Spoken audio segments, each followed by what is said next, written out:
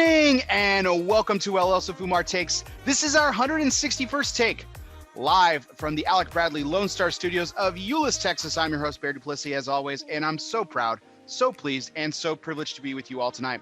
This is going to be a fantastic show, a blast from the past, bringing some discussion, some debate, all the way back 100 takes ago, but we're going to look at it with a modern twist, being 2 years later. But anyway, I'm really excited to have my guest on this show. It's been a long time since I've actually had him, but I'm on the show, and actually a long time since I've actually had a discussion with him. So this is actually going to be a huge personal blast for me too. But I'm going to be able to share a lot of fun with you all tonight. So I'm excited about that. So be sure to stay along here because it's going to be a great ride. But before we get to formal introductions, we do have to thank the people that make this show possible. And that, of course, is our sponsors. And tonight's show is sponsored by Drew Estate. Drew Estate announced in February the unveiling of the new shelf-friendly boxes from Undercrown Sizes. Okay, the new box design looks almost identical to the award-winning current design, and the boxes continue to contain 25 cigars. The major difference and improvement lies in their shelf-friendly, more compact format. So if you are a fan of the Undercrown Cigars from Drew Estate, now you can fit more into your personal humidors. The new boxes will roll out on the Undercrown lines, including Maduro, Shade, and Sun-Grown. Of course, the Flying Pigs, Tubo, and the Corona Pequeña will remain unchanged. But this is an important thing. If you are a huge fan of the Undercrown Sizes, now you can fit even more into your personal humidors at home. So go out and grab out the new boxes of Undercrown from Drew Estate today.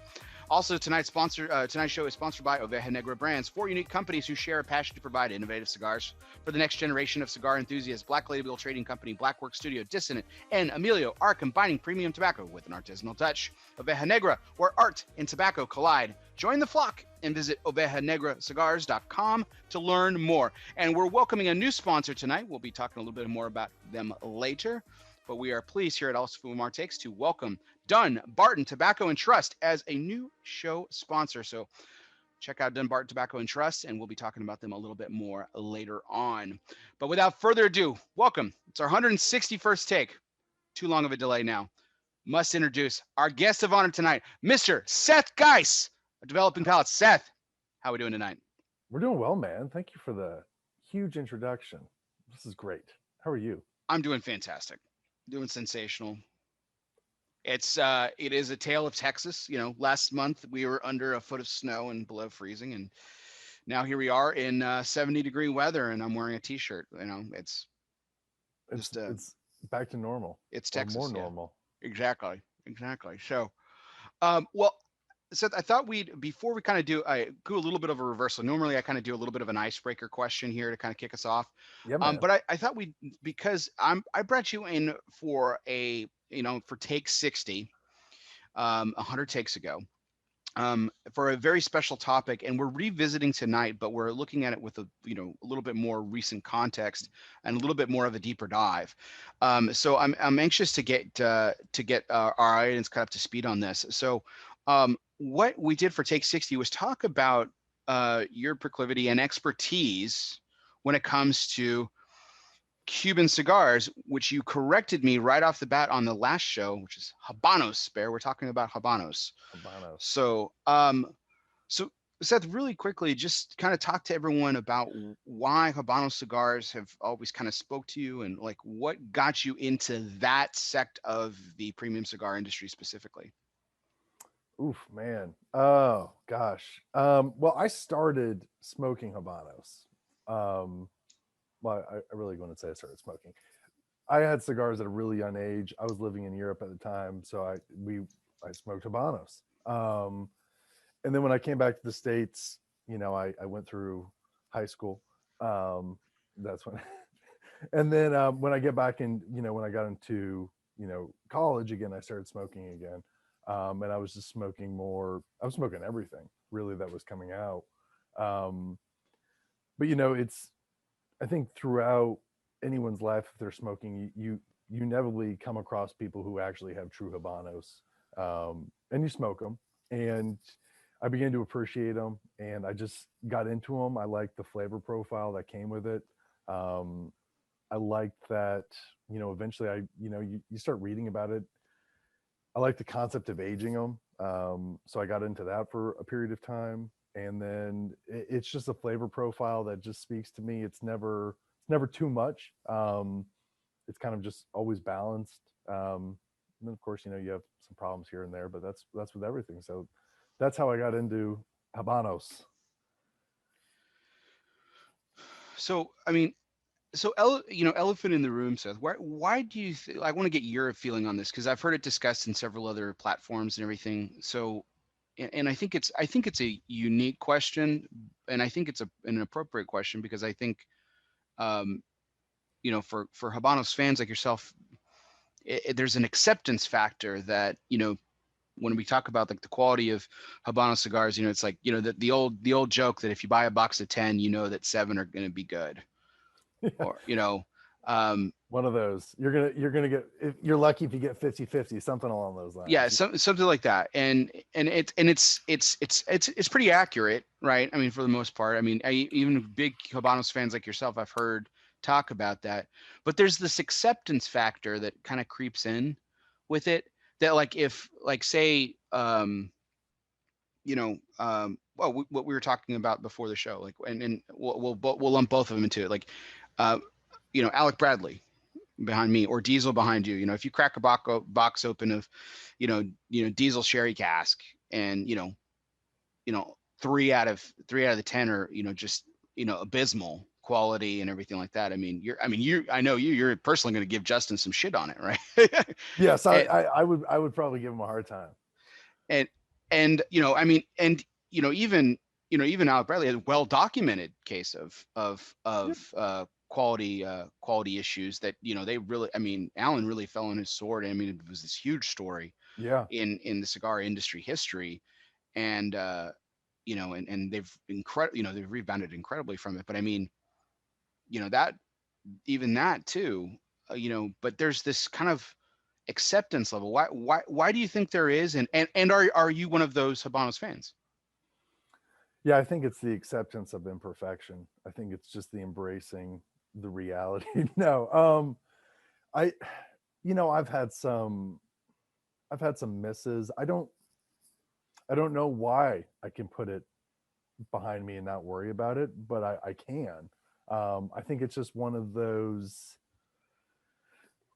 For a while, I think I looked at it from, probably maybe sarcastically, from, of course there's going to be some imperfections. This is coming out of a, communist country. They're treating their employees terribly. They lack the resources and the availability that growers and owners down in Central America and the United States have access to. But it's such like this tradition and history with the island that there's something that they make up for what they lack in technology with, I don't know, something that may have been way too romantic, to be quite honest. Well, it's your explanation. I mean, it's not. Yeah, there's no right or wrong answer here. Yeah. No, I think it's an interesting discussion point, because, like I said, like there's no one says, hey, go buy a box of Diesel cigars, or go buy a box of Alec Bradley, and it's 7 out of 10 are going to be fucking blow your mind.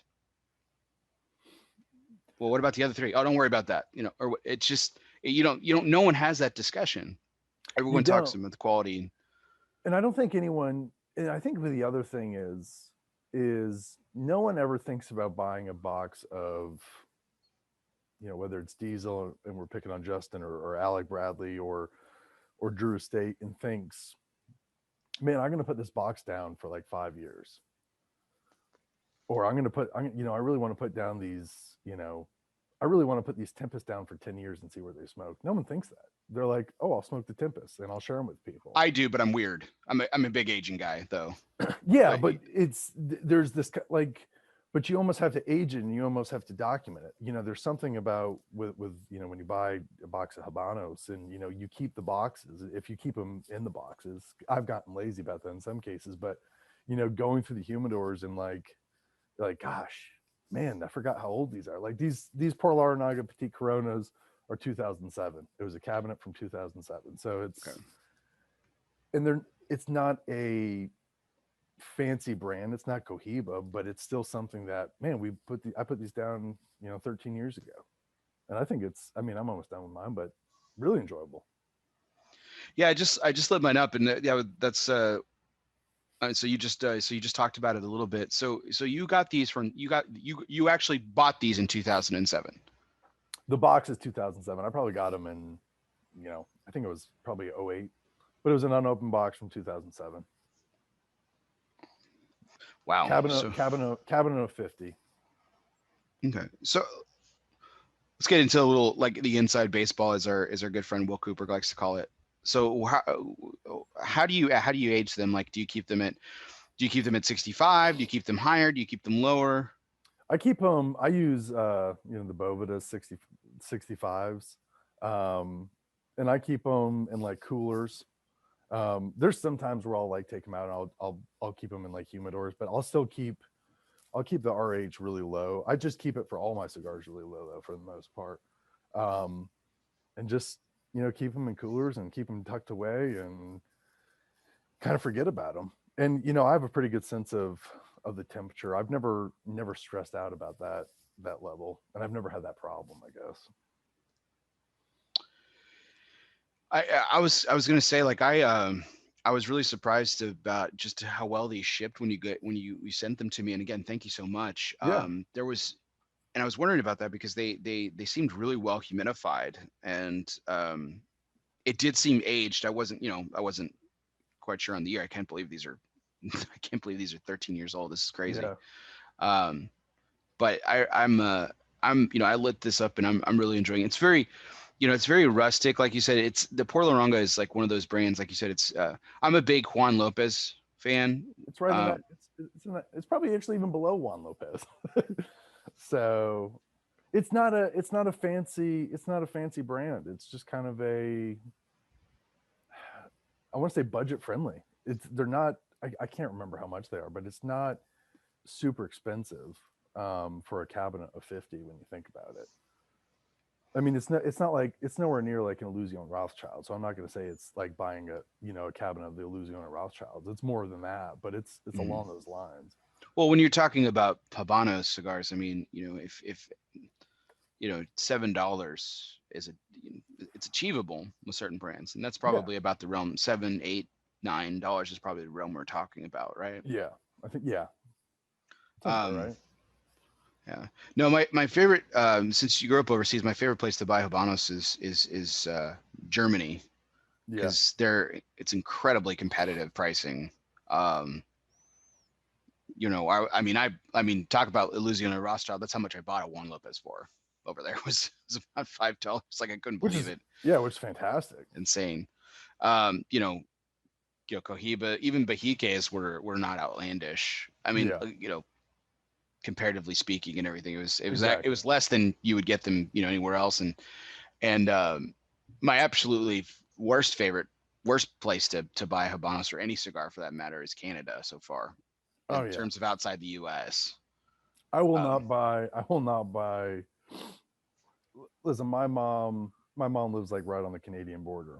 So it was always easy for us to go. It's always easy for us to go to like Montreal. Well, not right now, but like Montreal, Ottawa, Toronto. But even when we went to like Montreal, I wasn't really thrilled about going into, the LCDH in Montreal and buying Habanos, just because of the tax. I knew how expensive it was going to be. Yeah, I can't imagine like what this cigar would go for up there. I mean, we'd have to ask John, and then we'd hear about it and we'd be horrified. It's probably $30, $25-$30, easy. It's probably pretty expensive. Nuts, just nuts. So, with that being said, we're going to get into a little bit more why this cigar was chosen here in just a little bit, but I kind of did in reverse. Like I said, I wanted to kind of reintroduce the subject. We're going to be talking about, like I said, comparing, and we're actually going to be comparing a non-Cuban tonight as well. So we're going to be lighting that up here momentarily, which I'm excited about that cigar as well, because I know you and I were really big fans of it. But we're doing a little bit of a reverse. Sorry, I wanted to do a little reverse icebreaker after the second question, reintroducing the topic. So Seth, so you grew up overseas. Yep. where do you live currently? I live in North Carolina. Okay. And you've been there for the last 10 years ish? 12? 12? Years? Okay. Yeah. Where were you before that? Pennsylvania. Okay. Bethlehem, Pennsylvania. That was right where the CI headquarters was. That's where I went to college. All right. So, for those who are not familiar with geography, those are nowhere near the state of Oklahoma. But yet you have this strange allegiance, border.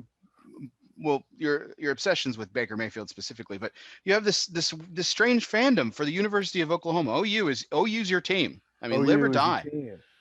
And then you carry you. But I also got to hand it to you, man. You carry that fandom.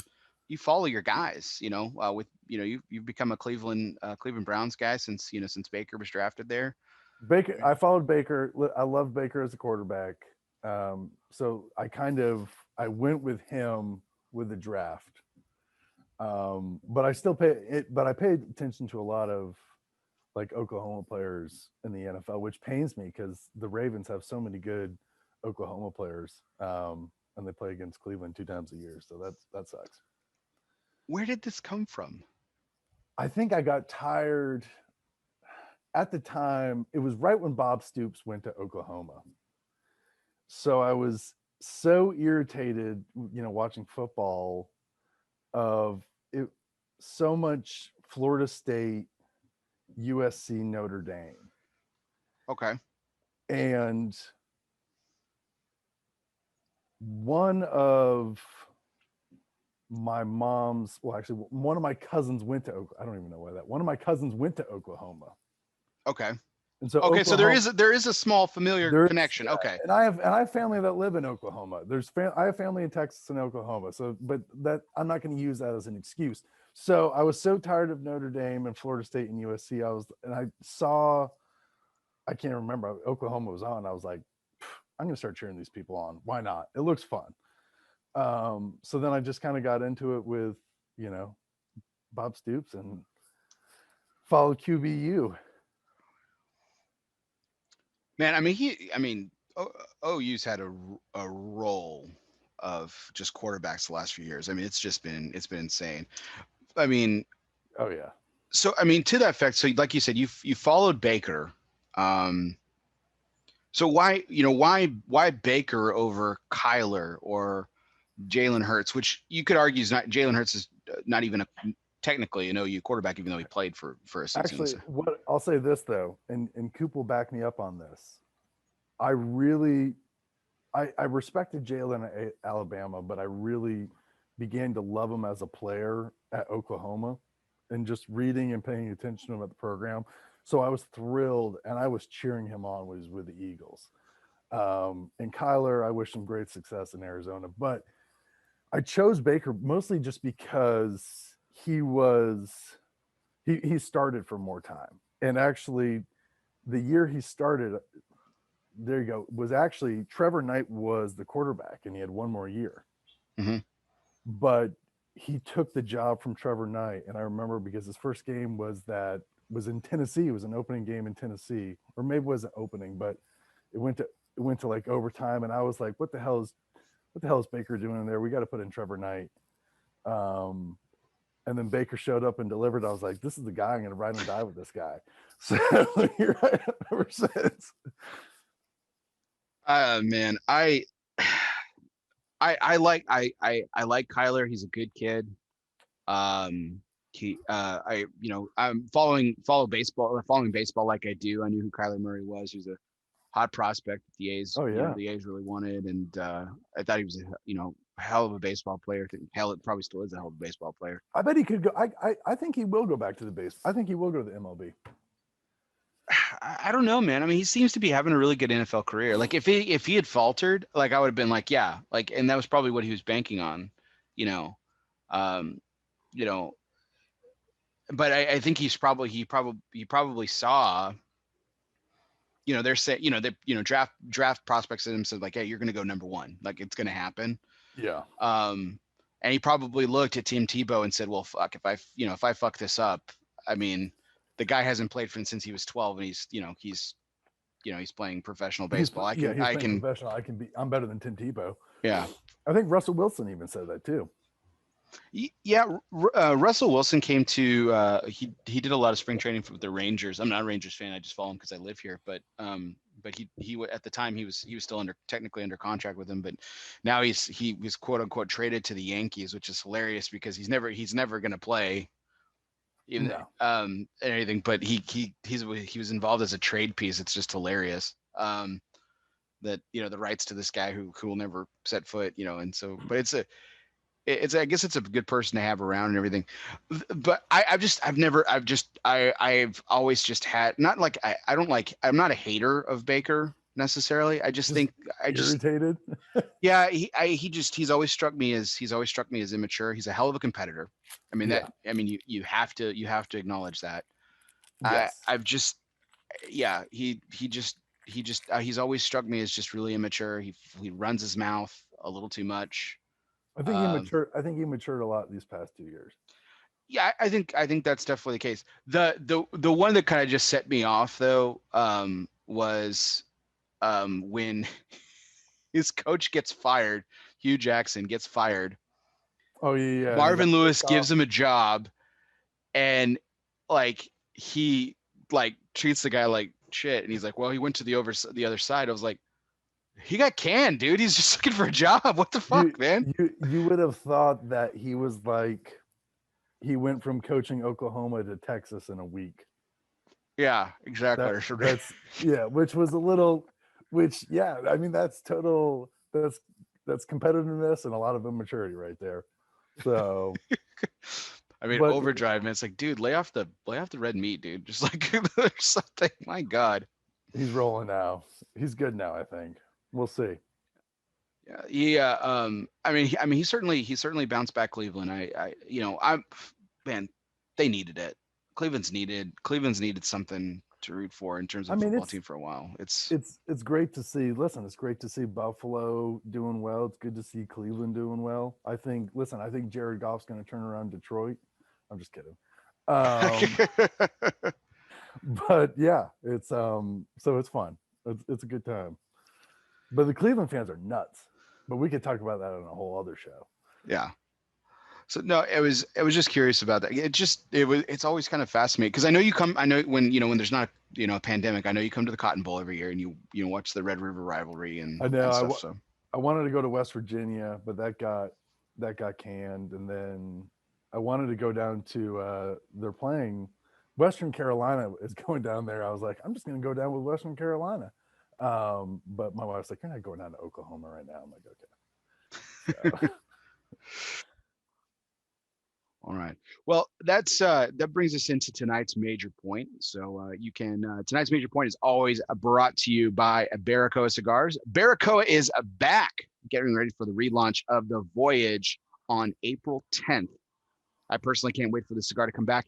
It's been over 3 years, but now with a revamped blend coming out of one of the hottest factories in the industry, Danny Vasquez promised, if you like the original blend, you're absolutely going to love the really launch. You can get your pre-orders in now at sunscigars.com. Put that information in the chat, in the show notes. Stay tuned for more details on how you can enjoy the Voyage at other retailers. And remember, never settle. Baracoa Cigar Company. So, Seth, we brought this subject up 100 takes ago. Just about the idea of Habanos and the war against it. There's people who are very anti. There are people who are very pro. And I had this discussion with Pete Johnson a couple of weeks ago, and remarkably, it came up again when I was having a conversation with somebody about the subject for tonight's show, and they're like, "Oh God, Cubans, like they're just kind of like what how we talked at the top of the show, just like, oh, they're inconsistent, they're terrible. It's like they're not good. They're non-Cubans are so much better. Like, how can you possibly I'm like, Jesus Christ, guys, like, I never said I liked Cubans more or that I didn't like other cigars. And Seth, you certainly like other cigars as well too. Yeah. It just seems to be like there's this. This has to be the longest running debate in the premium cigar industry. We're talking about from consumer all the way to manufacturer. Oh yeah. Uh, there's a huge riff. I mean, there's obvious historical implication behind that, and there, understandably, like I certainly understand at the manufacturer level. I mean, a lot of these manufacturers um, were ousted by the Cuban government. Their families were stripped of everything. I Yeah. mean, it's very personal. Um, but for the consumer in 2021, who was born in the early to mid 80s, like we were, Yeah. like what? Wonders what the heck's going on and Yeah, what why is it so contentious among our peers? That's something I wanted to ask you. well, I think it has to do, I mean, I think there's a lot of politics still involved in it. I think that it has to do with the fact that, the two countries still can't, United States and Cuba still can't come together and figure anything out. Um, and that's not a criticism on anyone for that. But I also think, and because of that, Cuba makes cigars for the whole world. I mean, it's global. Um, and I think, any person who smokes cigars is going to have that thought process or the desire. Well, I want to smoke them. It's like I want to experience it. So there will be this seeking to purchase it and to smoke it.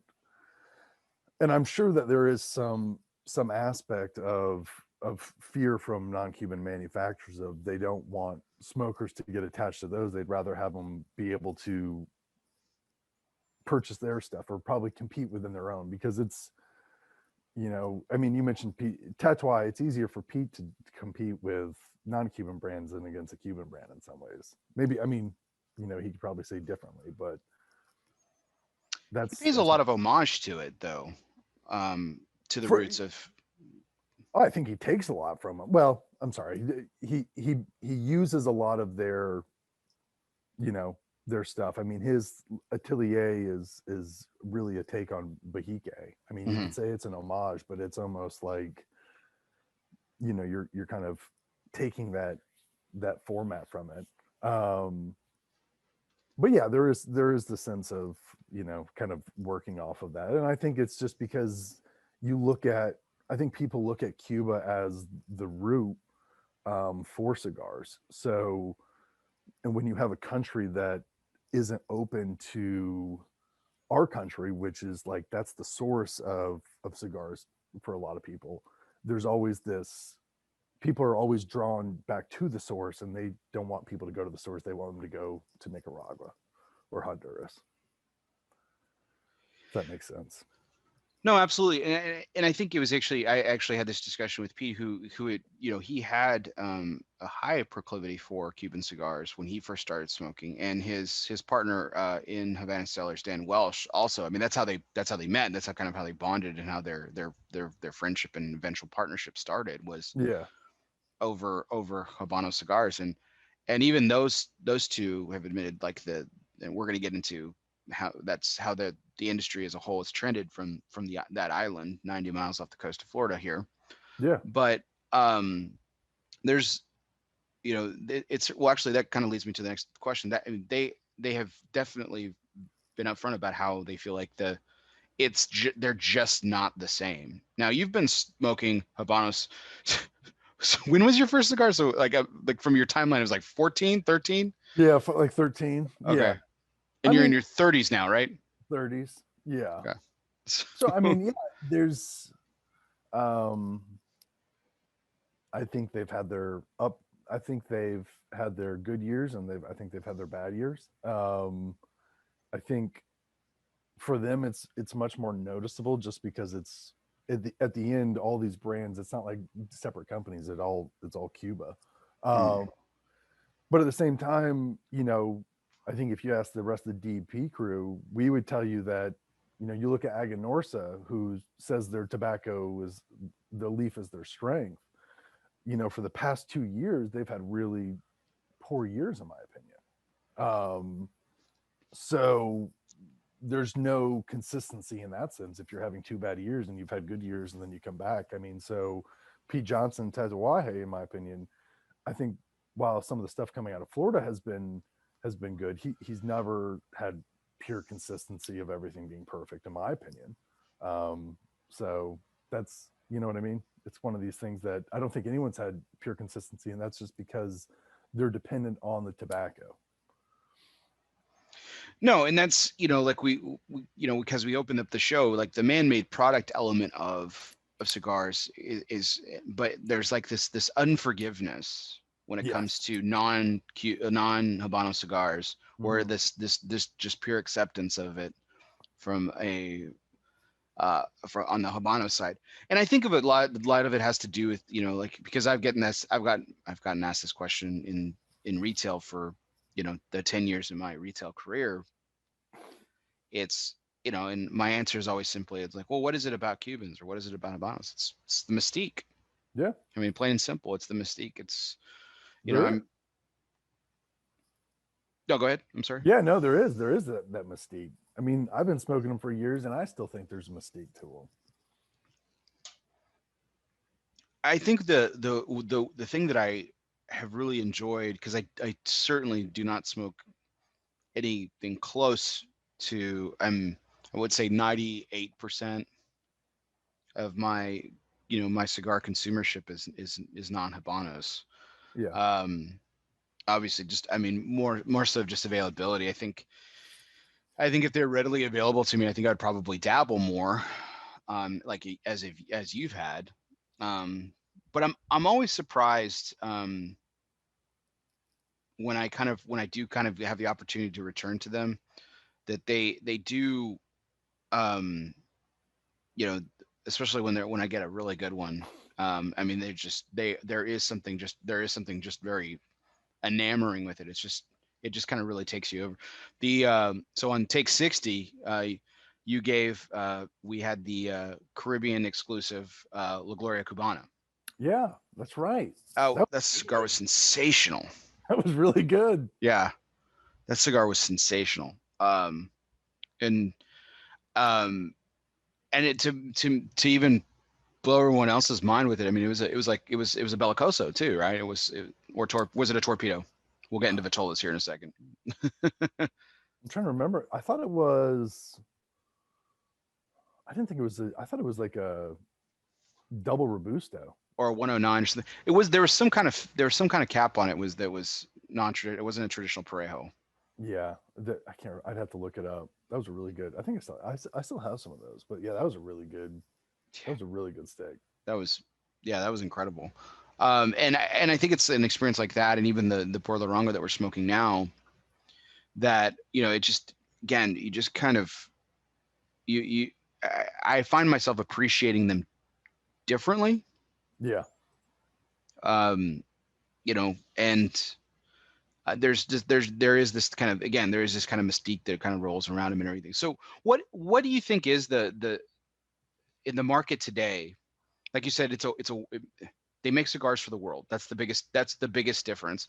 Well, certainly a lot of the companies that we know, and a lot of the companies that we have relationships with, have international stakes. And actually in 2020, we saw a lot of companies starting to expand their international yeah, presence, yeah. which is very interesting. So with that in mind, I mean, is the foothold weakening for Habanos, or what do you think? What do you think the state of the Habanos market is?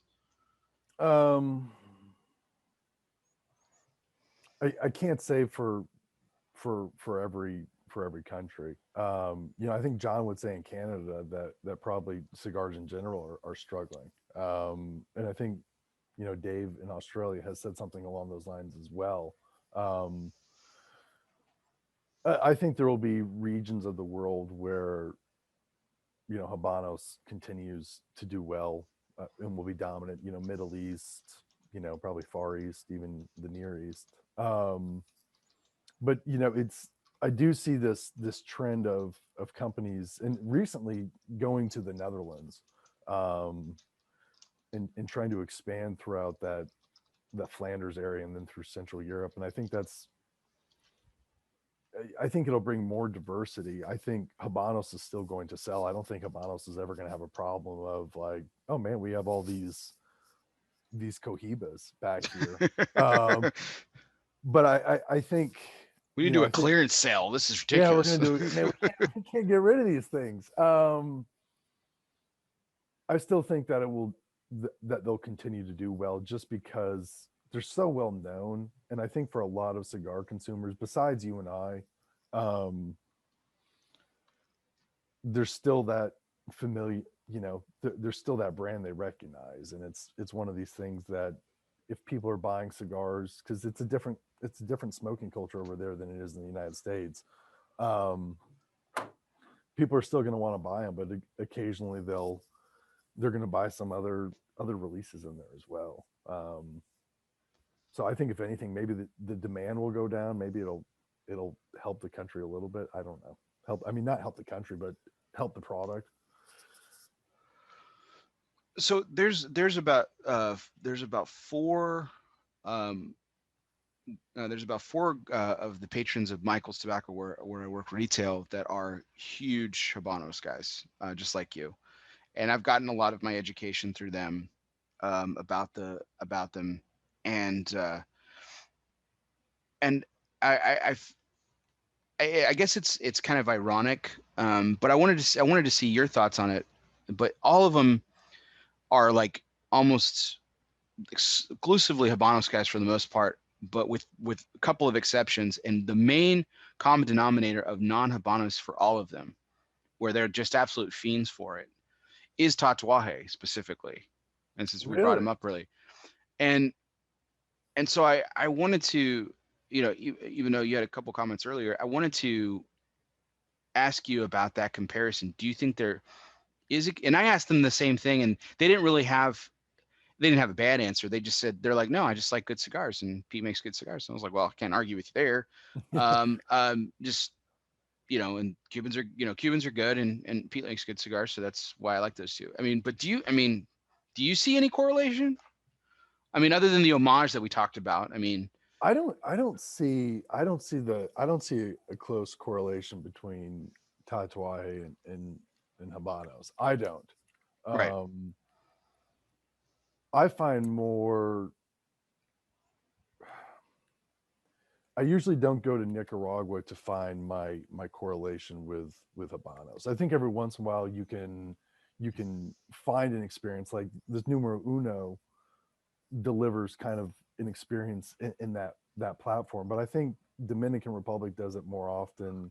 Um, I think Davidoff does a good job of, because I think from my perspective, not that they're blending similar, but it's almost as if they're not blending to appease just America. They're looking at blending for everyone. What's something that everyone can agree on? And some may think really highly of it, but others may just appreciate it and be at that same level, if that makes any sense. Jay Davis is in the chat, and he said that he sees the same thing. He has a lot of guys who frequent his establishment that are, that are Habano smokers too, and they kind of gravitate towards a couple of other brands, Fuente and Davidoff. They listed, Yeah, which, I mean, you're a big Davidoff fan, big Davidoff fan. so Yeah, so I mean, there might be some correlation there. And he also like mentioned Tatuaje.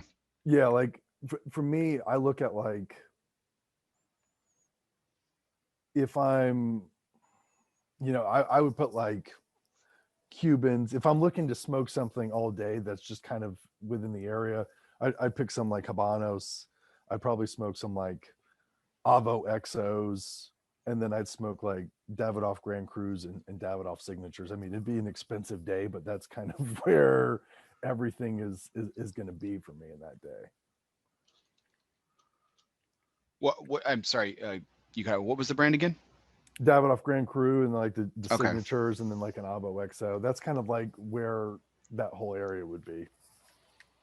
See, and the white label series, I am Grand Cru all day, Yeah, all day, yeah, and that's I where like I the am. XO too. Although I like the domain, the Avo domain really speaks to me. I mean, I can't really say it compares to any Habano cigars particularly, but the out of in that particular portfolio, the Domain is probably my bag for the most Yeah. part.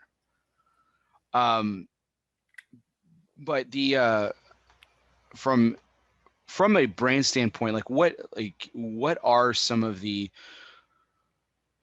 I mean, do you gravitate towards different Cuban brands, or is it are you really into this? Like, I know that you have there's people who really get into it by looking at box codes and then which factory it came out of, which we're going to get into here in a little bit as well. But like, do you look at those things, or do you stay within the brand or is it just that Cuban profile that you're just that you've always gravitated towards in general? Yeah, I think for a while, I definitely got onto the box code craze, um, and that was fun, but it was a little unhealthy too, and because it just I became tracking down. I can still think of like TEB08 always comes to mind. That's just like one of those box codes from 2008. Like you were going to get something good, and there was a couple in like 2011. Um, but now I really have just kind of gotten into more just like specific vitolas and brands, and that's what I focus on really, and that's what I'll smoke. And then if a regional, like I'll check out if there's a new release when they become available. I'll check them out. Like H. Upman's got a new, I think, a connoisseur number 2 that's just been released or being released. um, but I usually just stick to a couple brands throughout. And I know that obviously we mentioned that you're part of Developing Palates, the incredible team that Aaron and June have put together. Yes. Now, from my knowledge or my understanding, June's kind of tapered off in terms of the Cuban consumption, but obviously John and you probably share that passion about it as well. Has that been fun? And I know Aaron indulges every once in a while as well, but I know it's probably you and John are probably the heaviest of the four. Is that pretty? It's pretty unique. Given given that there is such a heated discussion on both sides of this board, but it's pretty unique that the four of you are so open to it. I mean, do you enjoy that camaraderie over this particular segment of the industry? Yeah, I think it's interesting to see. I think what I like more about it is when the four of us are talking, because usually, John sometimes, well, not sometimes, John usually will like spoil us with these little treats. I've done some things, June's done some things, and it's interesting to see what our opinions are for those specific brands, or even specific releases. Um, I can't remember like offhand the brands that like June and John like compared with mine. But I tend to find that like we're a little bit on different spectrums of like regional releases in terms of what we like. Like John and I are, that is. So that's kind of fun to take a look to see where we are in that sense. Yeah. So for those who don't know us, we kind of just mentioned in passing just a moment ago, like the box code craze or the looking at box codes. Like, what is what does that actually mean? Because I mean, we don't. I mean, there's box codes on non-Habano cigars. They'll have them at the bottom. Sometimes they'll tell you when they've been aged, and they have those little sheets of paper even inside the box, like who the Rolera and the Bonchero were, and things like that. But what when one looks at a box code, like what does that mean? They have, specific codes for specific factories throughout Havana. Um, and then obviously they put the month and the year in which it was boxed and then sent out. Um, so sometimes you find like Boulevard Royal Coronas, for instance. One of them was like TEB08, and TEB, I think it was like it was the Partagas factory, and it was like 2008, and I can't remember the month. But anytime I saw, I would get some boxes with that box code, and it wouldn't just be Boulevards; it would be another brand as well. And I just found a lot of really good consistency and really really good cigars within those boxes. So then when the opportunity comes up to like purchase these, because sometimes you can even get these on like the gray market and so forth from other people or secondhand. And someone said they had, a box of, Boulevard Royal Coronas with this box code. There's this, everything else has been great with this, so I'm going to keep going with that. It's one of these things. So you'll search it down and you'll pay a premium for it. And there was even some, some cigar places like online that would, they'd analyze them and they would price higher what they deem to be higher quality Habanos through the boxes. And they provide the photos and so forth. So that it just takes it to a much more, I don't know if you want to say sophisticated or whatever level than just buying non-Cuban cigars. Well, because the Cuban brand is so, I mean, for all intents and purposes, it's so secondary compared to the non-Cuban market. I mean, we talk about, the quote unquote fanboys all the time of like the brands here that are available here in the States. I mean, that's, and certainly there are brands that, like you said, like we've suggested, that we kind of gravitate towards, but I mean, that's the type of level of loyalty that we're talking about, right? I mean, when you're looking at the Habanos fan market, they're not, oh, it's all about Partagas, it's all about Cohiba. No, it's all about, what you were just saying, the Partagas factory. There's a box code. Yeah, no one's flipping over Pete Johnson's Tatuaje J21 to see what the box code is, Right? because more than likely people will just, I would never do that. I would buy a box of J21s, but I would never like obsess over the age of the box. If you find out that it has some age on it, you're like, ooh, that's fun. But it's one of the, that's about the extent of it. While with like Habanos, it's almost there's this quest. And maybe it's just a game they're playing. Who knows? Maybe they're just stamping these things and like, we're gonna do it. And if they do it, props to them. They figured it out. I think that's probably the most confusing thing to the non Habano smoker, is just that the brand is secondary. It's just that we're just talking about tobacco. It's a focus on tobacco and year, and there's this. It's one of these things that, whenever I want to give you, if I'm going to give you a Cuban, naturally I'm going to be like, hey, I want to give you a Montecristo Petit Mundo, but this is like from like 2011. But I don't do that with non-Cubans. You know what I mean? I'm not going to go give you like a Davidoff Grand Cru and be like, this is from, because I have no idea when it's from. I just have Grand Crus lying around. Right. Yeah. I think. I definitely do that. Like, I'll pull out cigars from my archive and be like, hey, I've got this. I've got this Grand Cru from 2017. Tell me what you think, or, or whatever. But I mean, it's different with that, because, and I've heard you and John talk about this specifically when the discussion around cigars on top 25 lists show up in terms of Cubans, like with Cigar Aficionado specifically. And every year without fail, a cigar will make the list. And I mean, John in particular is just beside himself. And I've heard of you agree with him on a number of occasions, where he's like, there's no way that cigar is ready, or there's no way that cigar is quality enough to be like a top 25 cigar. Well, I can't remember what year it was when they gave Montecristo #2. I can't remember. Maybe it got a #2 rating. I can't remember what the rating. Yeah, it was. Yeah, well, #1. It was the #1 cigar. The #2 was the #1 cigar of the year. And Coop and I talked about it, and I said, depending on when they smoked it from, when that box is from, I can see it. But at the same time, you never know what that box. I mean, hypothetically, I can't remember what the year it was. I mean, what if that cigar was like 5 years old? I can see it. If it was a really good box of Monte #2s, yeah, I could see it being #1.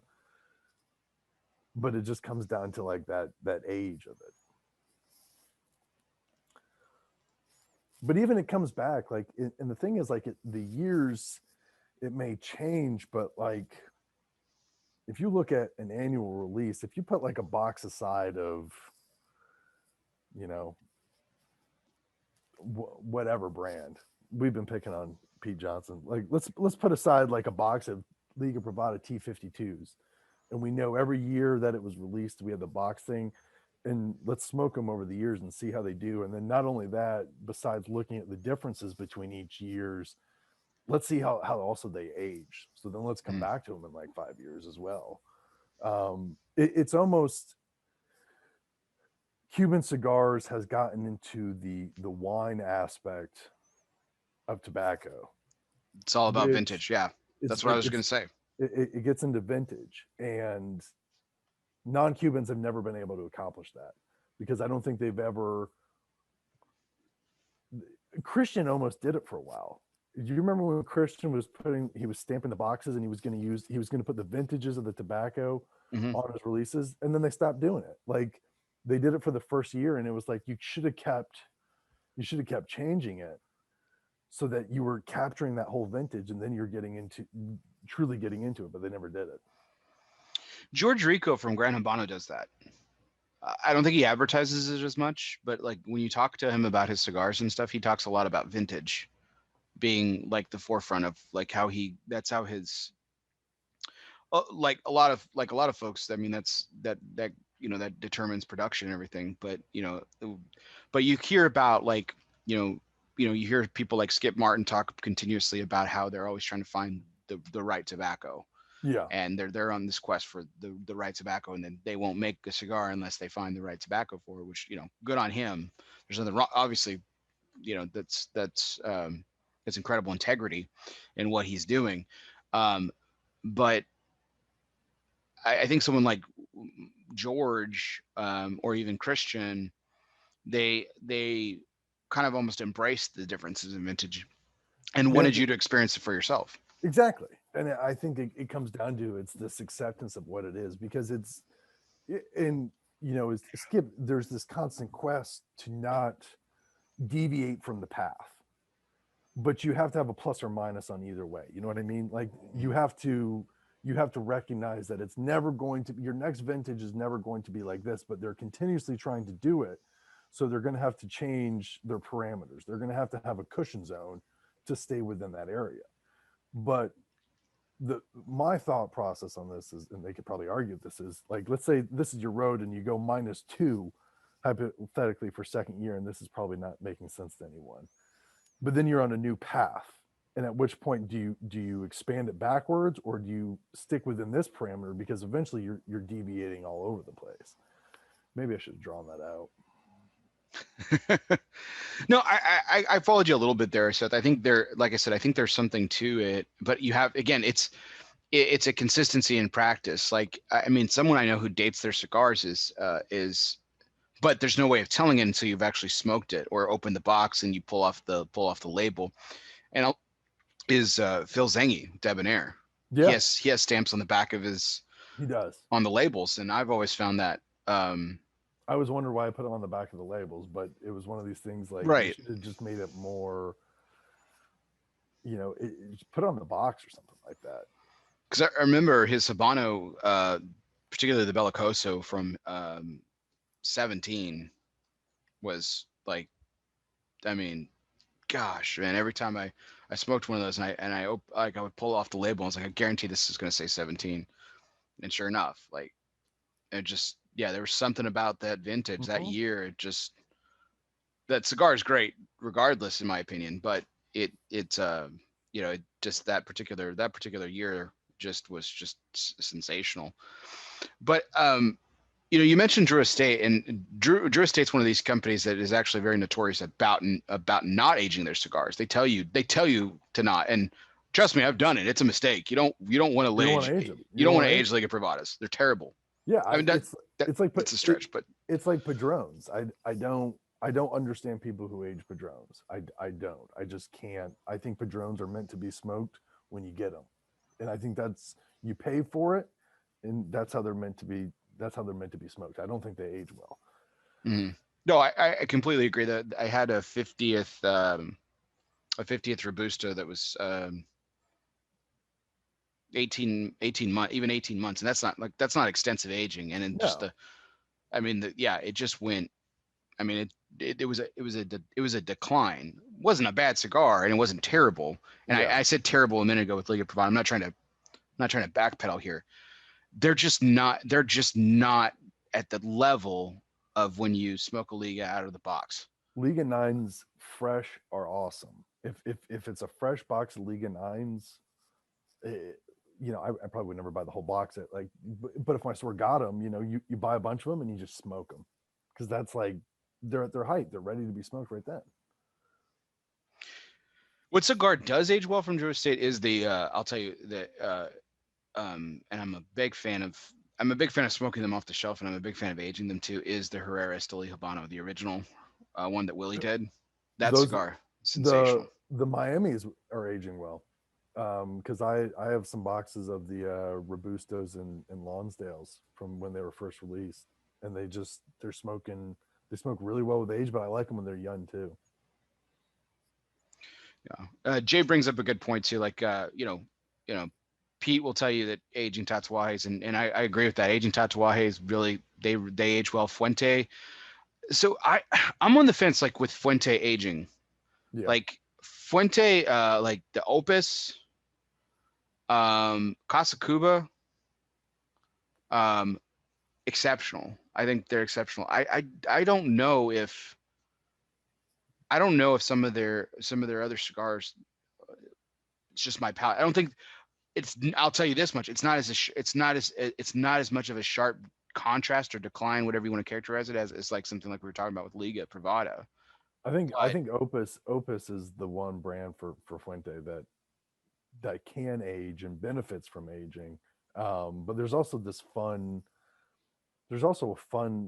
entertaining about smoking young Opus X's and knowing that, you know, whenever I can buy them, I usually try to buy 3 or 4, and I'll put 2 away, and then the other 2 I'll just smoke right then. And I think sometimes I'll probably write or I'll put a little sticker on the date of when those are, but I'll put them away just to let them sit. But there's something fun about smoking them when they're young as well. The Anejos age particularly well, which is interesting because the wrapper is already 5 years old. Yeah. And they age well. Yeah. The but yeah, I've always found that like more traditional more mainstream you know, core competency Fuente, just for whatever reason, just when you age it, there's something it does to my palate. I don't enjoy them as much. Again, the decline is not as sharp as like what we're talking about. But have you found this, Seth? And so this is something like people have asked me, like, hey, what cigars do you age with? And I was like, that's a loaded question. But I'm like, if you want my general observation of aging cigars over the years has been that lighter wrappers tend to age better than darker ones, like as a general rule. Yeah, I like to age the lighter wrappers, and then I also think lighter wrappers smoke better at the beach when I'm at the beach too, and that's usually when I'm smoking some fun stuff. But yeah, I aged the lighter the wrapper, I find the better it is. I don't know what there is to that. I mean, because I've certainly had some aged Maduros that smoke incredibly well, that do good things, but there's just some that there's just this notable decline, and it just doesn't work. I'll tell you a cigar. This is really bizarre, just because it has to do with the question we're on this little tangent, but I think this is entertaining. I had I just remember at the time it was a 7-year-old. Do you remember the Punch Uppercut? Yeah. Yeah. I mean, it was like loaded with Ometepe tobacco, just like in your face. Had the Ometepe footband. Mm-hmm. Yeah. Loaded up. But yeah, 7 years of age on that really smoothed it out. I mean, the cellophane when I pulled it off, I mean, it was just dark. I mean, just dark, black. Yeah, it was just nuts how much oil came off of that thing, and it really, really aged well and smoothed out incredibly. The flavor was still there, but it wasn't as intense. That was a good cigar. The order it got.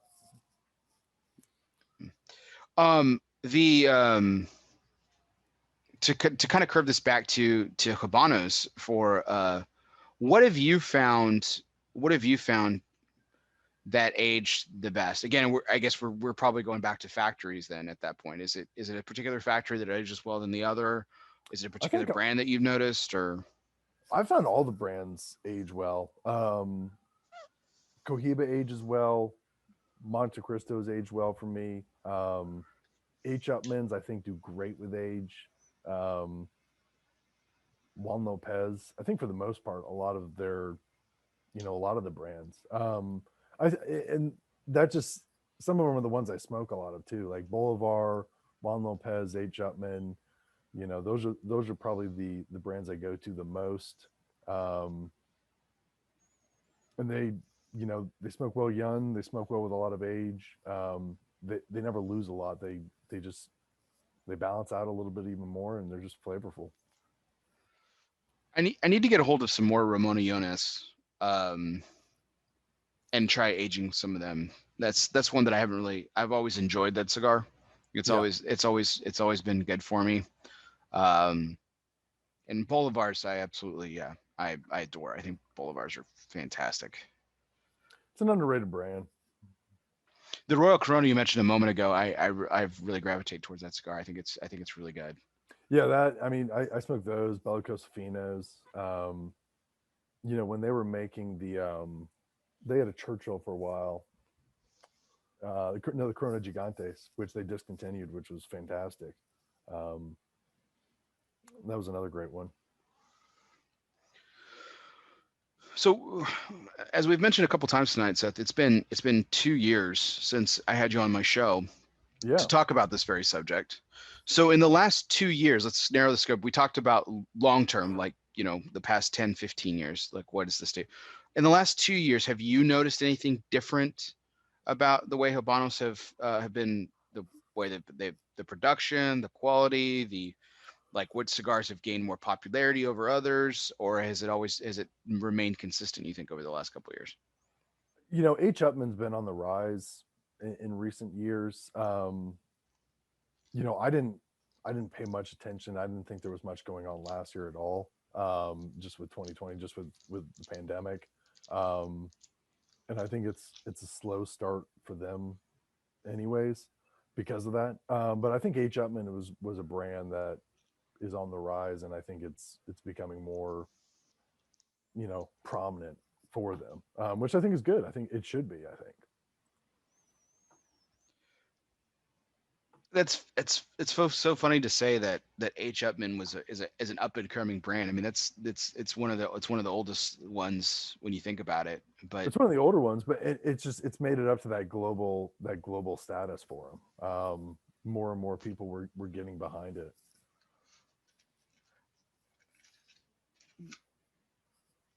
do you, so okay, so you mentioned the COVID effect. So what happened in 2020 with the Cuban cigar? Because I have no reference, no reference point whatsoever. I mean, were you able to not get cigars? Were you able to get cigars? I mean, Yeah, I mean, I was still able to. I mean, I didn't do a lot of purchasing of Habanos and during the pandemic. Actually, for some reason, I purchased. I think for a while I was purchasing a lot of non-Cubans actually. Earlier on, and then towards the end, I wasn't purchasing that much at all. But I didn't have a problem earlier on in getting some. But I didn't pay too much attention to it. I've been really just kind of smoking some of my older stuff and just seeing how they're all aging. a year of reflection. Yeah, just kind of looking back on where everything is with my stuff. Yeah, reflection, correct.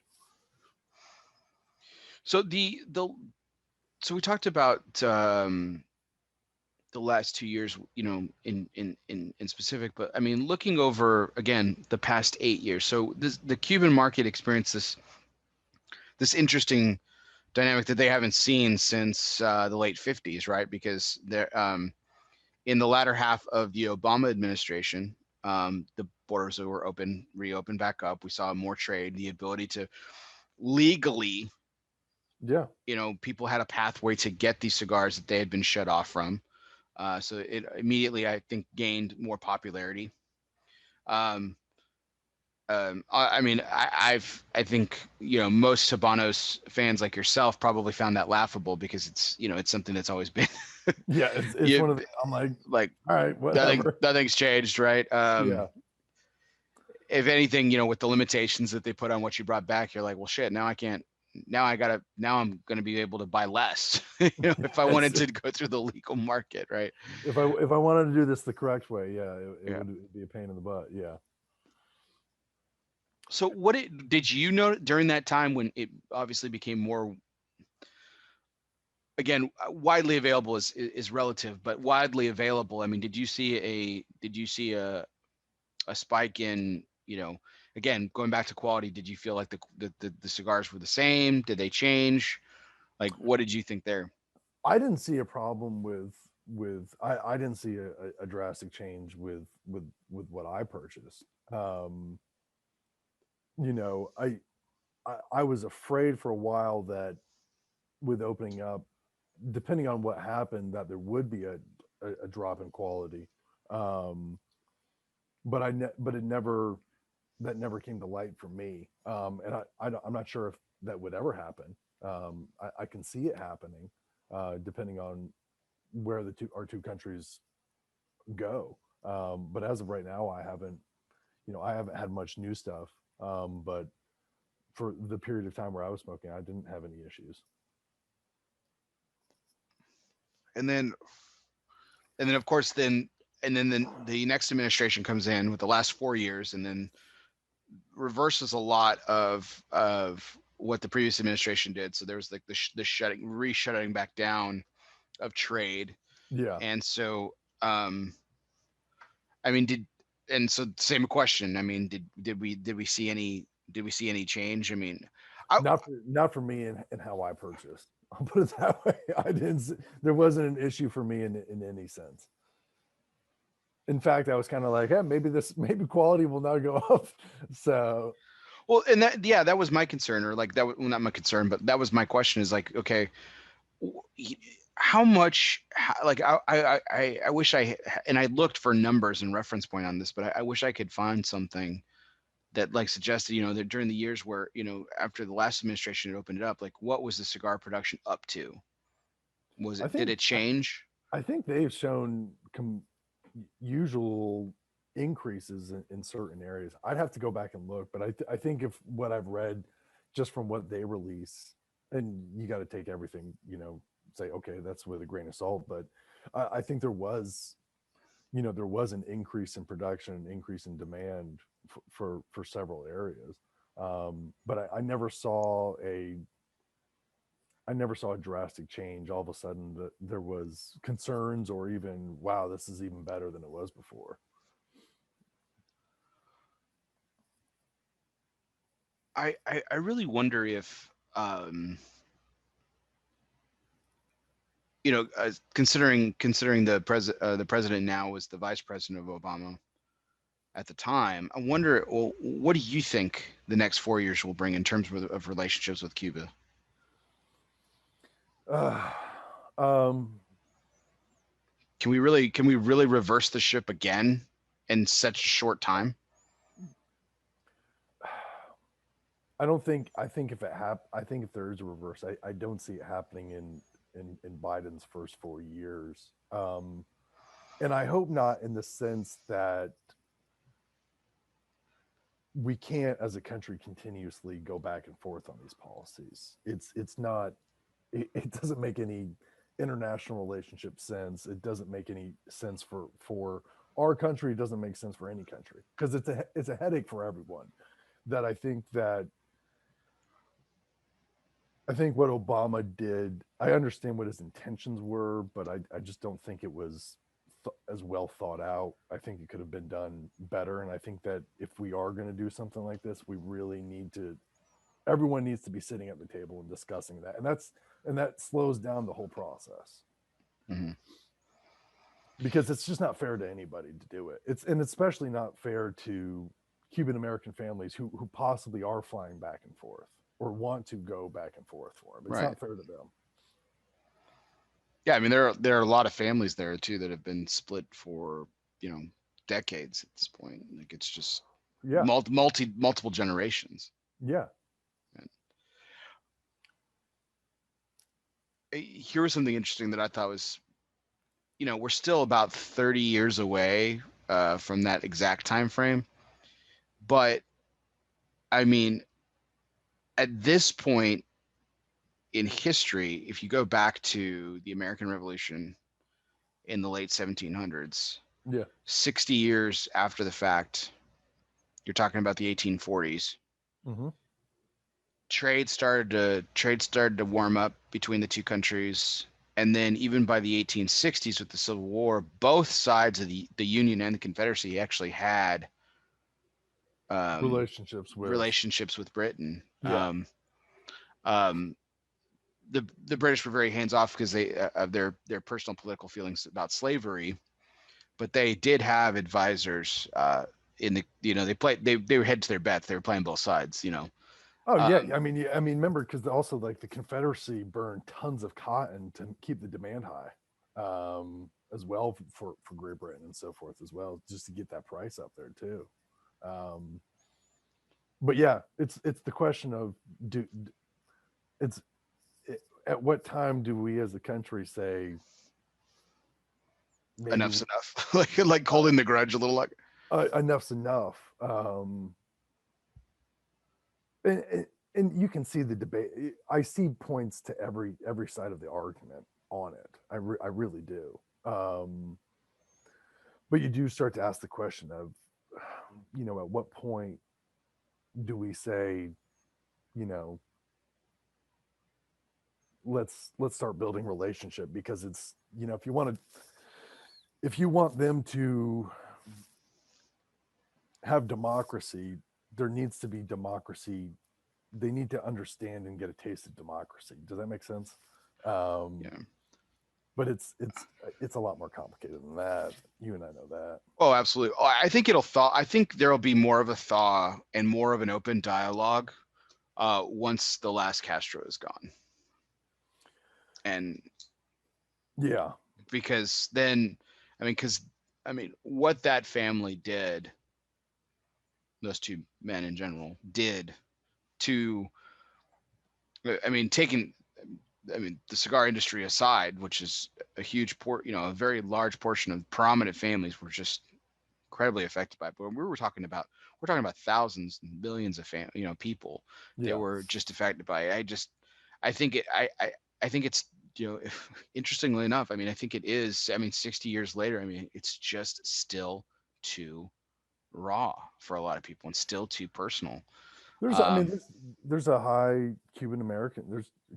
The older Cuban American population. I still think a large portion of the Cuban American population still has hostility, just because their families are still alive. I think, and I don't live in Florida. I don't live in Miami, and I've heard mixed things from different people. And I've spoken with young Cuban Americans, and I've spoken with like middle-aged Cuban Americans, and I've relayed what young Cuban Americans have said to me, and maybe they're a little bit more progressive. But then I've had middle-aged Cuban Americans who are in the cigar industry act like I just attacked their family history when I said that, and that's not my intention at all. So No, absolutely. And like I said, I think it's just, it's still so very raw. It's still so very vivid. yeah. You know, Nick Perdomo's grandfather was wrestled out of his home. Mm-hmm. Several of these families had their entire livelihood just, literally taken from them. Some imprisoned, and just for nothing else other than having a job. It just, Yeah. it's just, tragic really just is an understatement. And so it is incredibly raw for people. And I think that's my theory on it. I think once the last Castro falls, I think it'll begin to thaw a little bit, and I think it'll be the temperature will certainly dial down a bit. Hopefully, and hopefully there can be some kind of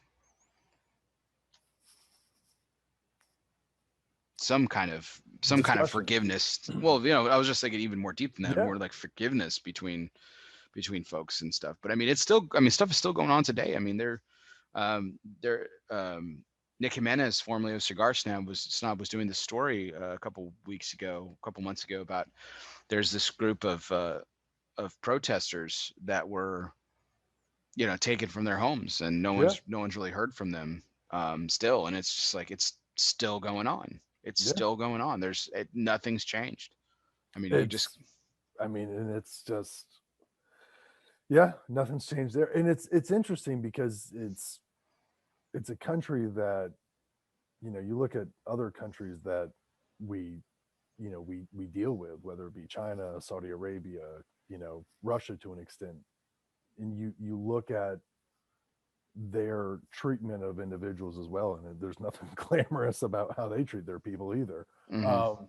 But we can still manage to work with them. So it's, but yeah, it's complicated, and I think it's, we're both close, and you know, I do hope that we can mend as two countries, because we're so close that it would benefit Cuba greatly. I think it would. I think it could help Americans as well. I think it would. You know, I think everyone has something to gain from it, but you need to work past the hard times first. Yeah, there's just too many open wounds, and I'm of that opinion too. I mean, I have no literal skin in the game, No, but I I mean, know. but I do kind of rally around my friends in the industry who did suffer great personal loss, and I can't, you know, I yeah, I'm with them, you know, for the most part, you know, because I just, you know, it affected people I care about. And, Yeah. um, interesting. So, kind of diving into what we're smoking now. So you sent me the Por Laronga, which we smoked earlier, Yep. and then you thought it would be an interesting exercise, because this is something we didn't do the last time we just smoked Habano cigars. But we wanted to talk about the comparing of what we alluded to earlier about that Cuban-esque cigar you gravitate towards. I mentioned about several of my friends who like it have gravitated toward Tatuaje. Jay mentioned Fuente. Davidoff is one which you obviously have a great proclivity for, and are a pretty big fan of them for the most part, or overwhelmingly.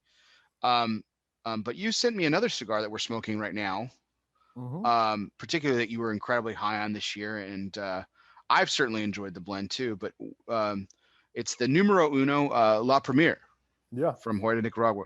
So why did you send me this cigar specifically to for the sake of the show? Um,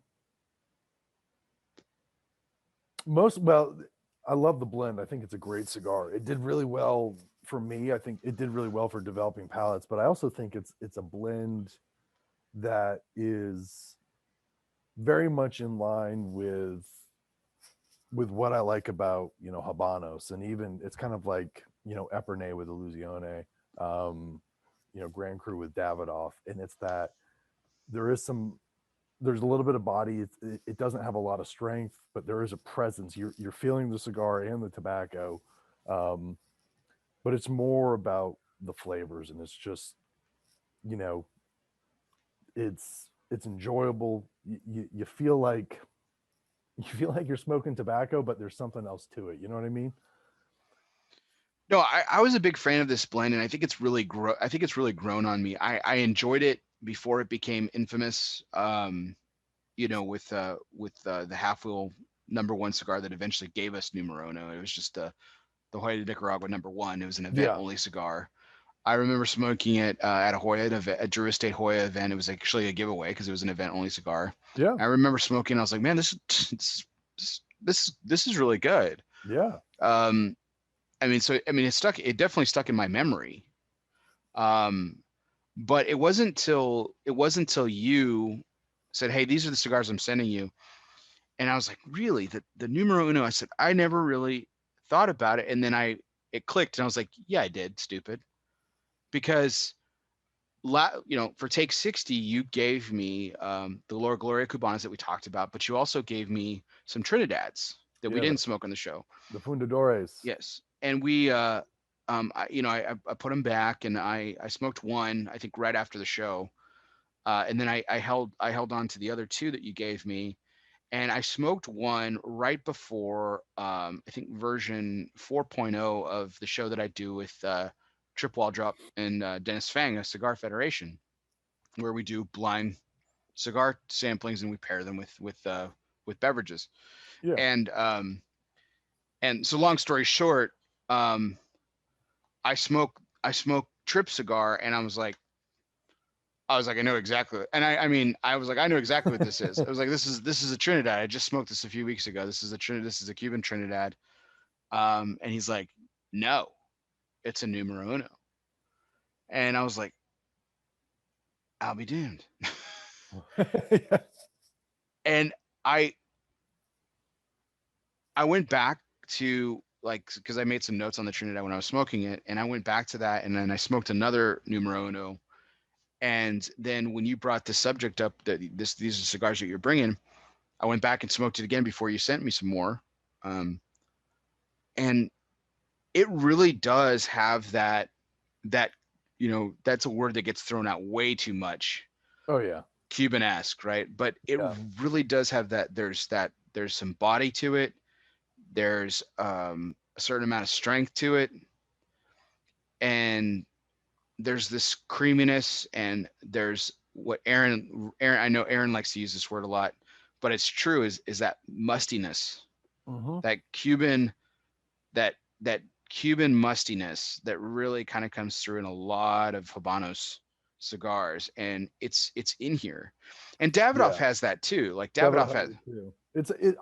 It's always like this to me. I always think of like weathered wood that has ended up on the shore. You know what I mean? Like it's been in the salt water for about, days, and now it ends up on shore, and it has like that combination of everything to it.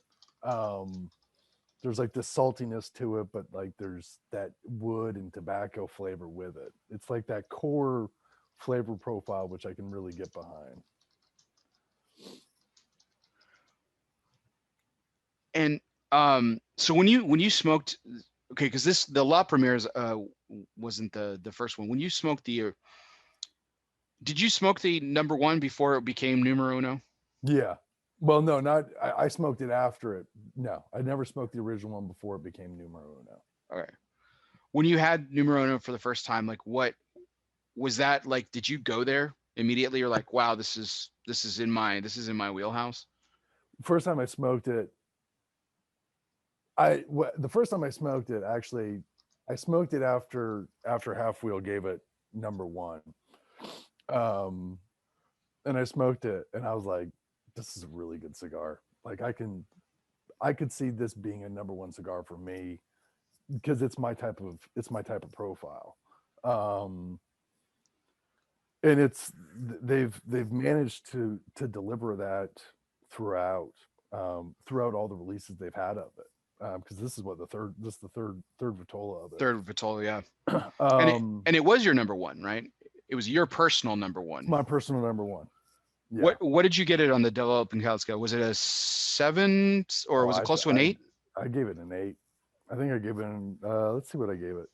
8.23. And it was our number. It was our team for the team. It was number 3, and for me, it was number 1. And I By think by yeah, far. by far, and it makes sense. I can see why. I can see it doing well. To me, it's a blend that reaches out to every smoker, no matter their level, but it reaches out to them in a different way. And I think that it's appealing to maybe a younger smoker because it's a like it's a special occasion cigar, I guess you could say, for a younger smoker who's looking for something with a little bit more profile to it. But I think to a seasoned smoker, there's an appreciation of, yeah, I could smoke this really anytime, but at the same time, I can understand and appreciate the special occasion aspect of it. I I think the more that I smoke the cigar, the more that I enjoy it. And like I said, I liked it when I had it as the number one. When I smoked the new I thought it was good. Really enjoyed it. And then the more and more I smoke it, I find myself keep going back to it. Just like, man, this is just that there. And like I said, I don't smoke very many Habano cigars, but there is just something about this flavor profile in the vitolas that they do it in Yeah. that really speak to me as well. I mean, it's this Grand Corona of Vitola. I mean, they call it like a Churchill, but it's not a Churchill. We're But gonna that's, get into that. but it's, they call it what it is, but it's, you're still getting, I think it's at that perfect sweet spot. I know that some people say like a Robusto 5x50 has that perfect balance between where you get the wrapper and you get the filler. Um, I still think that a 50 ring gauge is showing you more filler than you're getting the wrapper. I think when you get into like the mid 40s is when you really start seeing the balance, in my opinion, in the cigar. And I think that's where this cigar touches on it, where you're getting that wrapper, but you're getting that filler tobacco in as well, so that they're all working with one another. What is the largest gauge Habano cigar that you've ever smoked? I know that's a really tall order for you to, and really test your memory, but I just whatever. I think that Cohiba Limitada is still. I'd have to look it up, but it's got to be. It's got to be in the 60s. the Lusitania is pretty big too, right? I mean, from a Habano standpoint. Yeah, I mean that that's your double Corona, so that's, I mean, it's oh, that's only a 54. No, that can't be right. Because Brandon Payne brings up an wide Churchill's is probably the biggest gauge that I've. The 58, which is a 58 ring gauge, I think, probably close to a 60 for a Habanos. I often wonder if they just got crazy one day and just like when Reese like an 80 gauge or 70, like what? But they've done a really, because they were like a couple years after the after the U.S. market and releasing large ring gauges. And I saw that they were releasing some larger ring gauges, and at first I was like, "Oh gosh, like how are they going to?" But I actually think that Habanos has done a really good job with larger ring gauges. I think that they do. Besides Pete Johnson, they probably do some of the best jobs of making large ring gauge cigars. You a big fan of the Grand Kohano? Yeah, I think that's a great 60 ring gauge to offer. See, I'm an animal cracker guy. I love the Surrogate's animal cracker, and that 60. I think that's the just one that's got like the 109 cap on it. Like that taper, yeah. A little bit of it was interesting when I saw it. One time, Cigar Aficionado did a rating on it, and they had it in the Figurado section. I was like, what? And then I thought about it. I was like, well, it's technically not wrong. Yeah, I mean, technically, it's a Figurado. It's a crazy one, but yeah. So that before we kind of get into some fun segments here, this is kind of a fun topic. I'll bring it up here because we're actually talking about it. So for anyone who follow and you really should follow Developing Palates, particularly if you guys need to subscribe to them on podcasts. I mean, and I've said this to Aaron, and you may have heard me say it too, Seth. It is the most binge worthy cigar content out there. I mean, you start listening to y'all's reviews, and then you look up after like 3 hours, you've gone through like 20 of them, and they're highly entertaining. They're short, they're quick. The banter's incredible.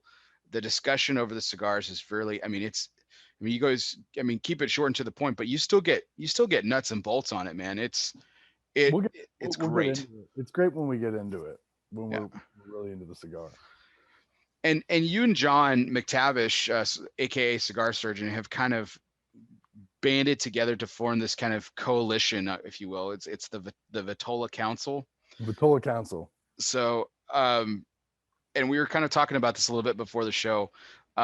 You have you and John have this great, I guess, just like nails on a chalkboard like type attitude about when these cigar companies name a cigar a particular Vitola and it's not that Vitola. Yes, Um, drives us insane. It's funny because I actually share in this frustration because it really bothers me too, and I really get a kick out of it because it like when Aaron's reading off the stats on the cigar and I'm like, that's not a fucking Corona. Yeah, it's and not a then Corona. and then you guys right off the bat chime in too, and it's just it just grates me to no end. What is it? Why okay? Why does it bother you so much? I mean, John's not here to speak for himself, but why does it bother you so much?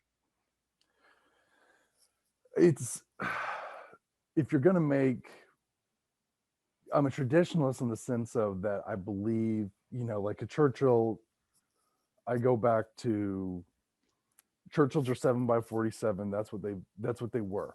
That's what they were created to be. That's what the Vitola is for them. If you're gonna make a Churchill, it's got to be 7x47 in my opinion. There's just no one of these things. I'm a traditionalist in the sense of that's what it was intended to be. It's not, if you're going to create a different Vitola, that's fine, but just call it something else. Yeah. The one time where I laughed about it is I think Caldwell with Long Live the King. He has the petite double wide short Churchill or something like that, but it's Yeah.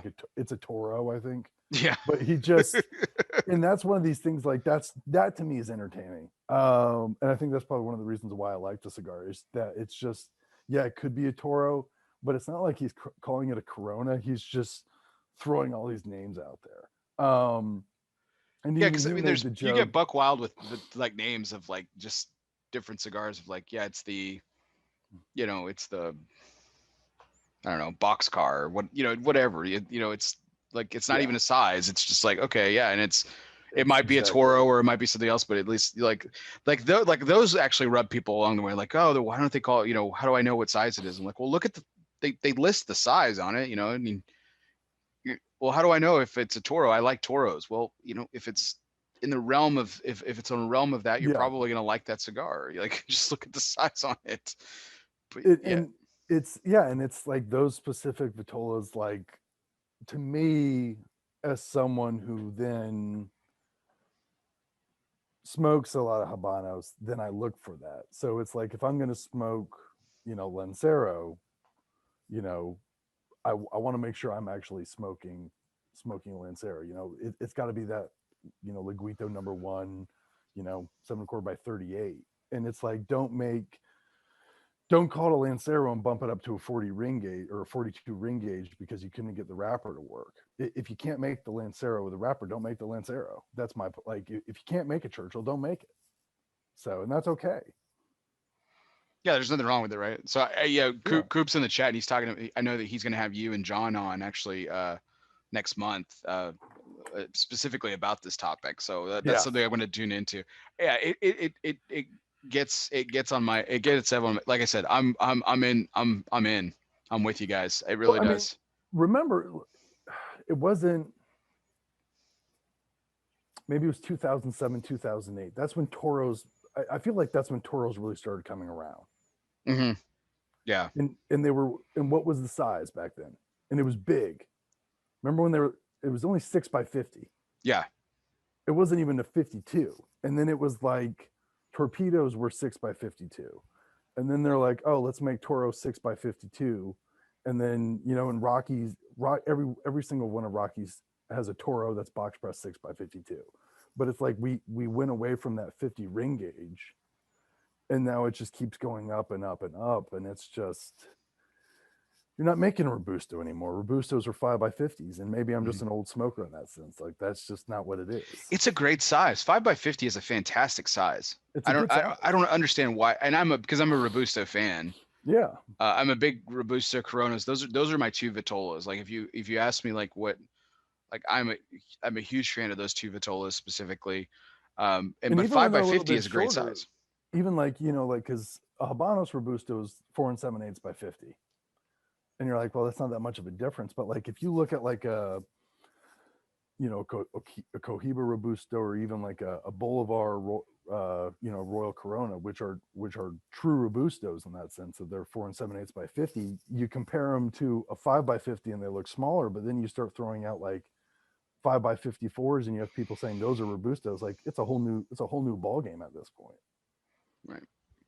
Well, my number one cigar of the year was the La Barba Ricochet Cru Mexisol, the Grand Robusto, and he calls it Grand Robusto.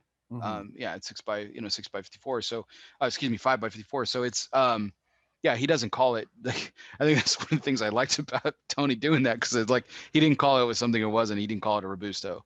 Yeah. Thankfully. But yeah, it's one of those those things that just gets on my everlasting nerve. The Churchill thing specifically, like it's that again, that's a great size too. I think there's just a handful of classic sizes, which I think maybe, I don't know, it's the one traditionalist, maybe one of the few traditional things about me. It's just there's a size for it. Just stick to that size. If you don't want to do it, that's fine. Just create something else. So I mean, yeah. So unofficially, they call it speaking of Churchill. So unofficially, Hoyt Nicaragua calls the La Primera Churchill. Yeah, It's 6 and 7/8 by 48. So it's not quite 7, and it's a bigger gauge. So it's more of a Grand Corona in that sense, which, yes, it's close, but it's just not there.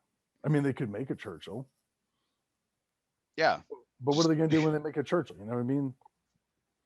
One day they're going to release a 7 by 47. They're going to be like, oh crap, we can't call this a Churchill. We created it. We already used it. What are we going to call it? That's why I think they should stick with the names. They're La Premiere, Mm-hmm. It's the La Premiere. What is it? It's a La Premiere. Like, La that's Premiere. It. There you go.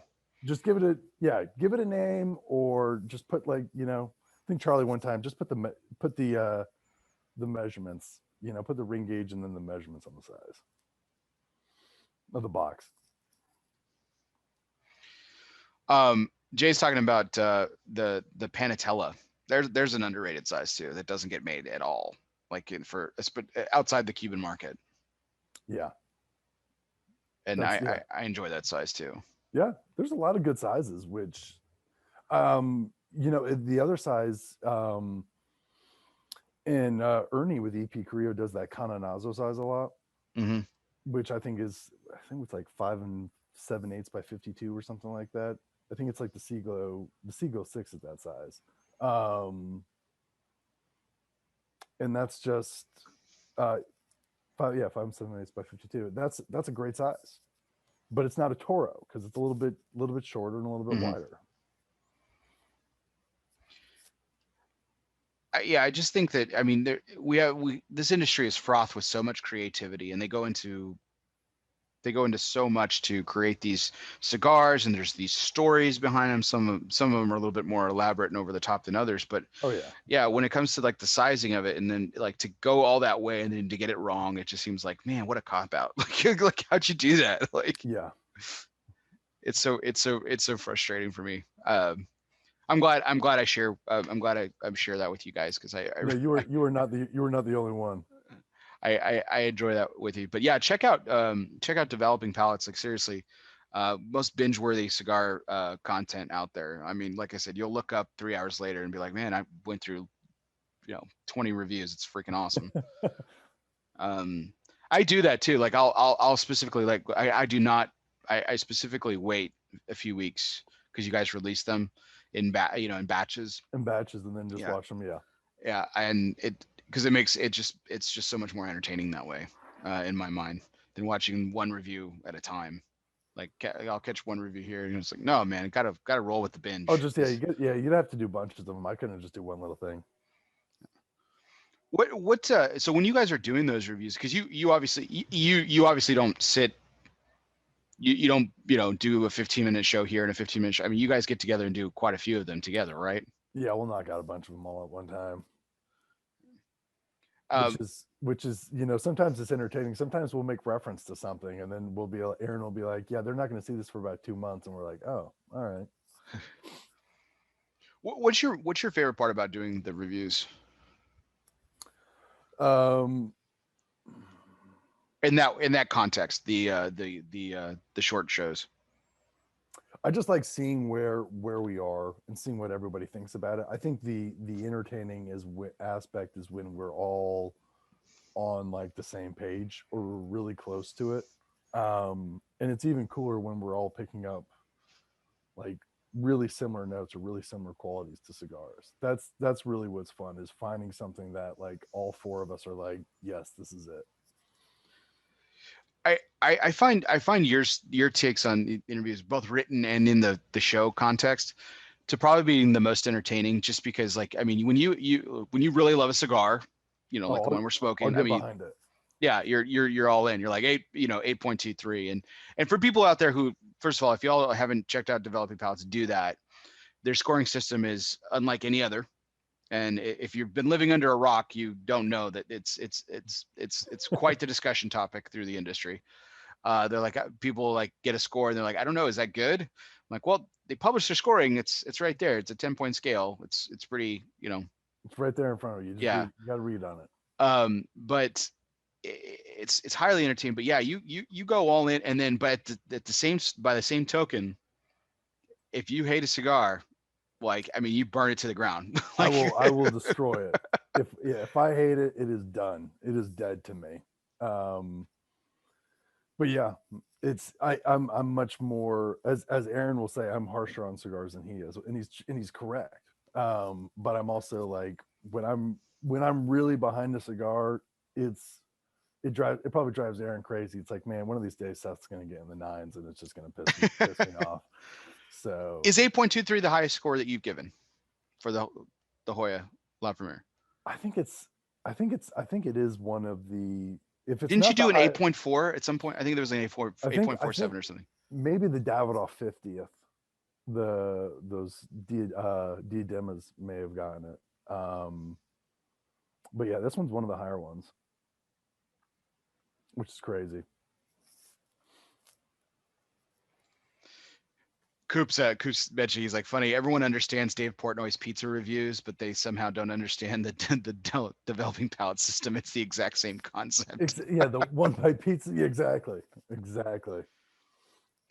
Um, yeah, I was listening. I can't remember the cigar, but I just found it so entertaining. Like, it was a cigar that really didn't perform well across the entire panel, but man, you really just torched it, man. I think it was like in the threes.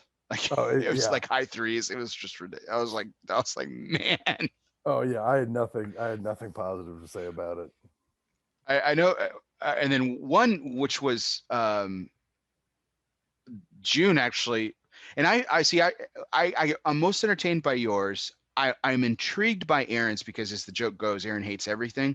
So I have this. I think I have this understanding of Aaron's sliding scale of excellence, like what he goes back to and what he doesn't, in terms of like scoring relationship to it. Yes. And so I'm always interested to see his take, and I'm interested. I love, like, saying, hey, have you smoked this cigar yet? And like, even if before it's published, I'm like, hey, this is where I think you're at. And I like to see if I can guess where he aligns. That's where it's most interesting for me. John's very, I think, is like a dialed down version of you, because he'll love a Yes. cigar, and he also has no qualms about torching it too. I just feel bad for June. Like, every time he gets on these reviews and he's just like, what was your experience like? Oh, it was average. Like, I just want someone to blow. I want someone to give June a good cigar. Like, I'm like, just hand this man a good cigar, for God's sake. He'll say he was average. Sometimes June, I find, will be harsher when he's describing his experience, but his score will be better than mine. I'm like, Right. man, you're killing it right now, but you scored it better than I did. Well, his kinds end up in the sixes, like the low sixes, high fives, and his decorum is very similar in terms of experience, is very similar to Aaron's, and Aaron's like a point lower. Yes. I'm waiting for the day when Aaron. There are many times where I'm reviewing a cigar and I'm like, man, I really wonder what Aaron's going to give this. I really wonder where he'll end up on this. Sometimes I think I've nailed it, and then I'll look at it and be like, whoa, I was way off. It always is the most intriguing. Like, I I'm really anxious to see what he thinks of the new Monte Cristo, the 80th anniversary of the 1935. Coop and I absolutely love that cigar. We were just blown, and Oh he was yeah, like, yeah. and I told him, I was like, I think Coop and I said, I was like, I think I have the over under set at. I was pretty generous. I said 5.75 for Aaron. On For that, Aaron, like I which is just that's the AJ. yeah, it's AJ made, yeah. And which he typically is not the biggest fan of, and so I'm being very generous, but I mean I really thought it was that good. I think he'll enjoy it. I think We he haven't really will. we have we published it? If you have, I haven't seen it yet. I wanted to be surprised by it. You have, so you guys have reviewed it? We reviewed it. Okay. You'll have to look if we published it yet, because Okay. I don't want to be the idiot. Aaron will be like, "What the hell did you tell the score for? We Yeah. haven't published it Yeah. yet." I don't want to get you in trouble. So yeah, but I'm anxious to see that one from him specifically. I think it'll be. I'm anxiously awaiting that one specifically. But I was really surprised on another cigar that it actually performed really well in your top 25, which we'll get into a little bit later, because I I just thought, I thought it was going to be like high fours for him maybe, and yeah, I ended up getting was the Camacho Nicaraguan. Oh yeah, he was really high on that. Yeah, for Aaron standards, yeah, he was high on it. I was like, Yeah. wow, that really surprised me. That did well for all of us. Yeah, it performed well in the panel. I do not think I did not go in there thinking it was going to smoke as well as it did. So we'll get into that subject here in a little bit later, but we want to break this up with our fun segments for the show. And this is Seth, this is the first time you've participated in this. Yes. This is our one must go segment, and as always, it's brought to you by United Cigars, featuring La Giana Havana and distributors of Jose Dominguez, Bandolero, Garofalo, and the highly acclaimed Atabey and Byron lines. So smoke one today and start living united. So I'm doing a double dose. I've done this a couple of times now, but I just couldn't resist. There are two subjects that I wanted to do tonight when it came to one must go. So one bears on our conversation, the context of our conversation tonight, and that has to do with Habano cigars. And we've alluded to it a little bit earlier in previous discussion when we were talking about the manufacturing of these cigars. And there's three prominent factories in Cuba. So it's interesting. We're talking about, when we talk about factories like, Hoy de Nicaragua, for example, Nicasueña for a small boutique, La Zona, small boutique, to larger ones like Davidoff, obviously, which Drew Estate is just massive. My father is also very large as well. AJ, we were talking about AJ earlier. He's got two operations, one a little bit smaller than the other, but I mean, collectively very large operation. So three, and I came up with these three, and you certainly have the privilege of knocking me down if I'm incorrect, but these are the three factories that I came up from Habanos specifically. La Corona factory, the Partagas factory, also known as the Francisco Perez Herman, and they call it the Romeo and Julieta H. Upman factory. So there's three. The Romeo and Julieta H. Upman is actually a combined factory. Are there any others, or these were the three that I've known about, that I've more documented than others? I mean, are there any others that I'm missing? But those are the three that I came up with. Laguito, the factory where a lot of the cohibas are made in Trinidad's.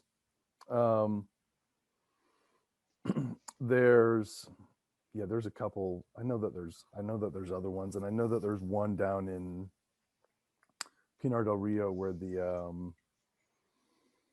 oh my gosh, I can't even think of that brand's name is made.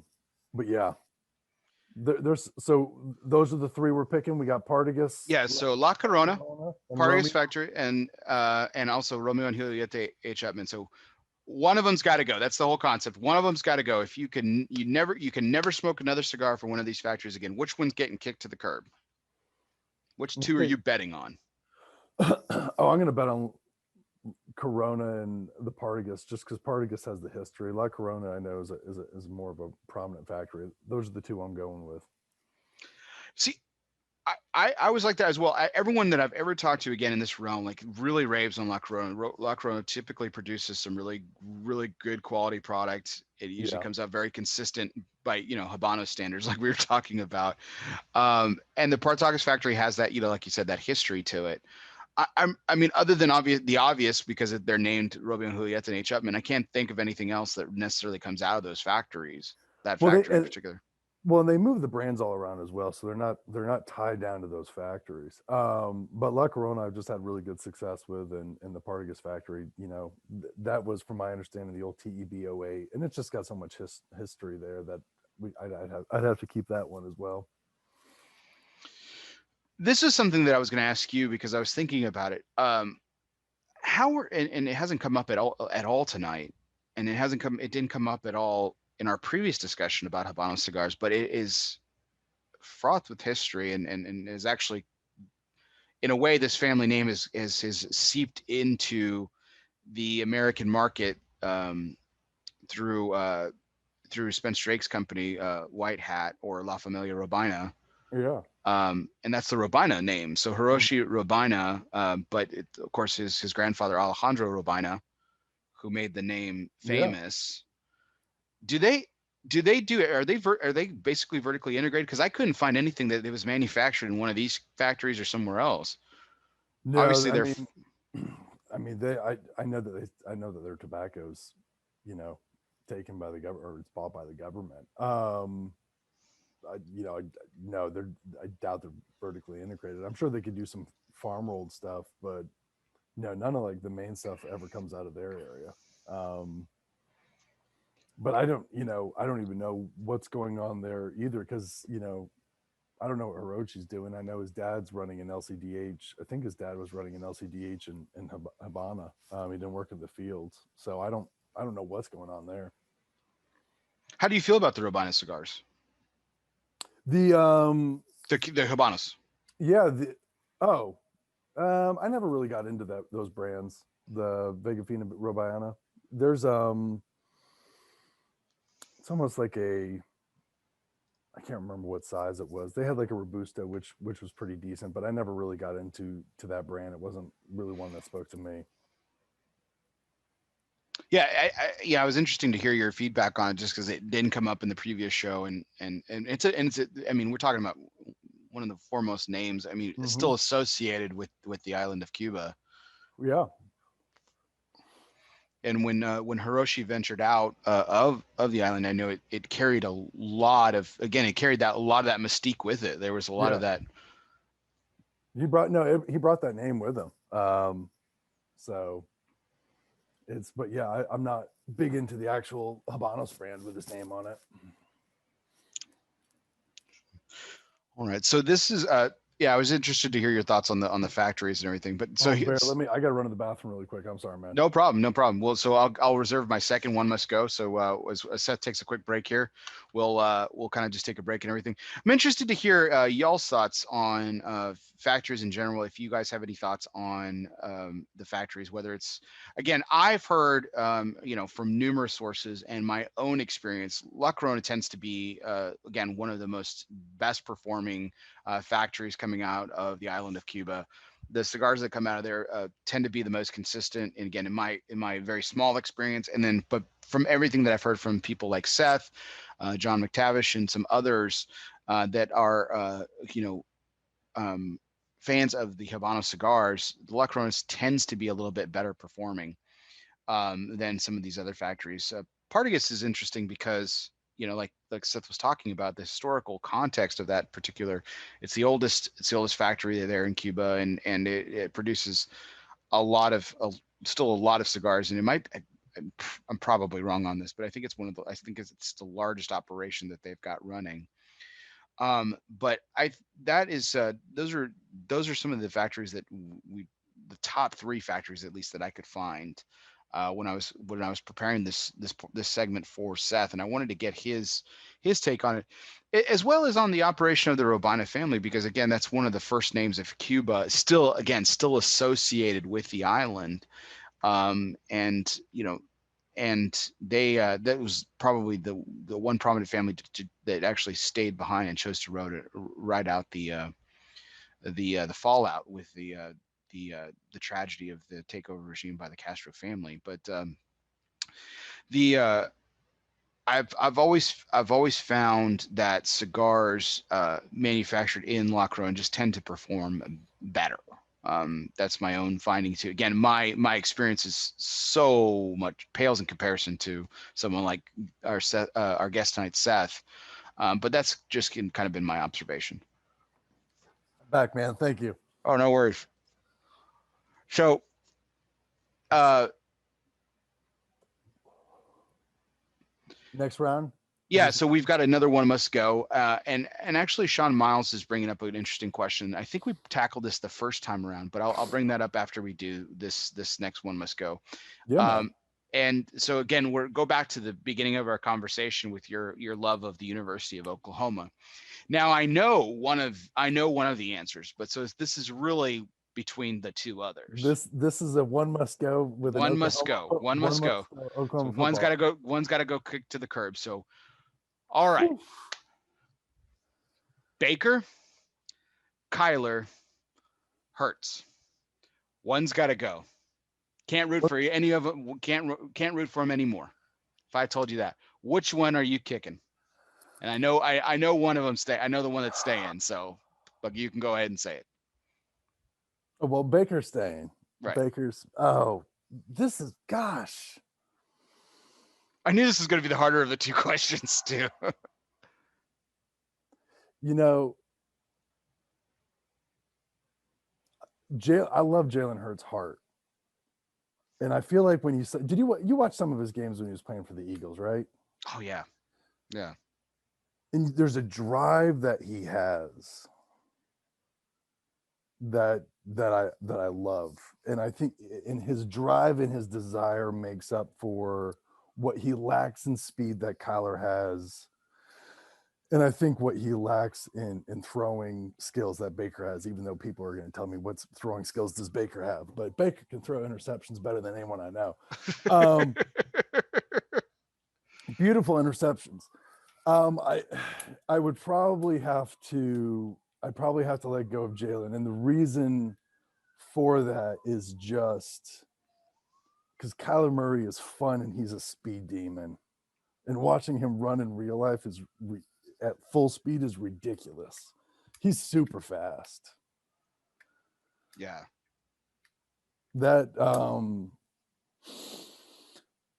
remember the year where they lost the Cotton Bowl to Texas, and then they beat him in the Big 12 championship. But when they were down, I think they're down by 7, and then Kyler ran like that 65-yard touchdown. I remember like seeing him run in my direction. I was just like, holy shit, this kid is fast. So that's, yeah, I probably have to get rid of Jalen. Of course, now Jalen's going to do something great because of that.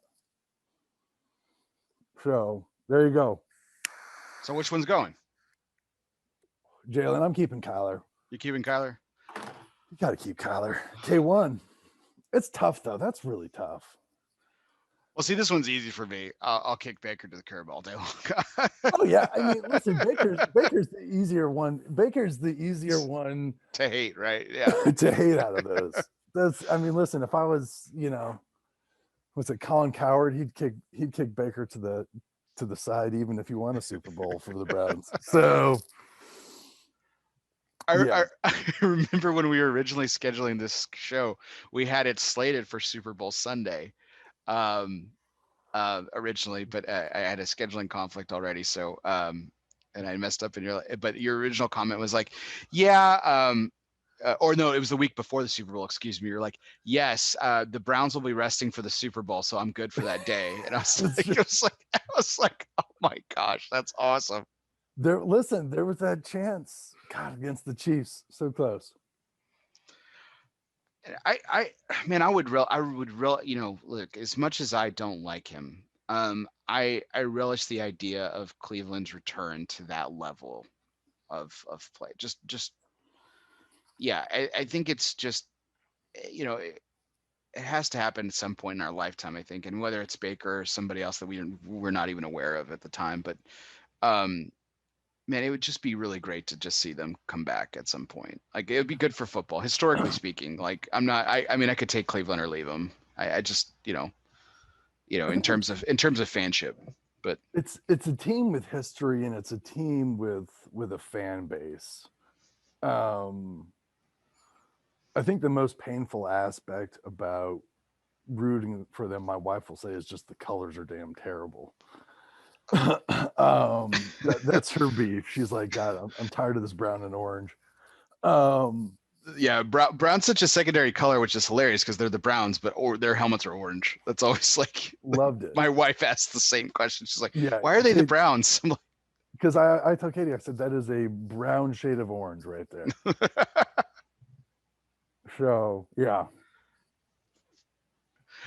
I just like, yeah, like you said, I like Jalen Hurts' heart, and Kyler's native ability is just stellar. oh yeah. I always worry. I hate watching Kyler play sometimes because I'm always afraid he's just going to get killed. You know what I mean? Mm-hmm. Like he's just going to get drilled, and it's going to be like, God, I hope that's not the last tackle. Because he's so little, but he's a beast. Well, that was our one must go segment. Thanks for participating in that, Seth. Yeah, man. As always, double dose tonight. So as always, it's brought to you by United Cigars, featuring La Giana Havana, distributors of Jose Dominguez, Bandolero, Garofalo, and the highly acclaimed Atabey and Byron line. So smoke one today and start living united. So this next segment has become one of our favorites here on this show. And I think it's always really great to get our guests' perspective on this. And this is something that I started on my birthday last October. And each week I've been asking my guests to spotlight, highlight, bring awareness to a charity or nonprofit of their choosing. And we've had some great ones along the way. And tonight we have a very different one as well, chosen by Seth. And that is actually Glory Ridge. Now, Seth, I'm going to step away for a moment and let you talk about it specifically.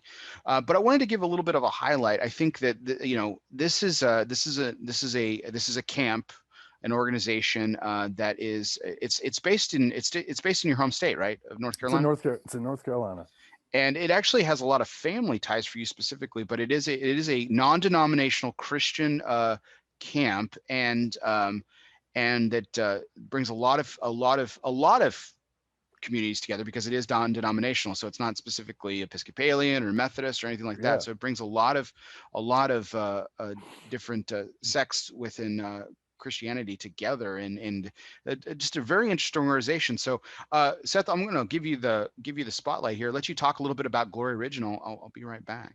Yeah, man. It's a non-denominational Christian camp based in Marshall, North Carolina, just north of Asheville. And it's open for everyone, groups and individuals, and it's an opportunity for you to in some aspects it's a place of healing. It's a place of reflection where you can go and find yourself. And it's also, there's an opportunity, especially during the summer, they have a summer ministry where church groups throughout right now, there's been Pennsylvania, there's Maryland, North Carolina, Georgia, South Carolina,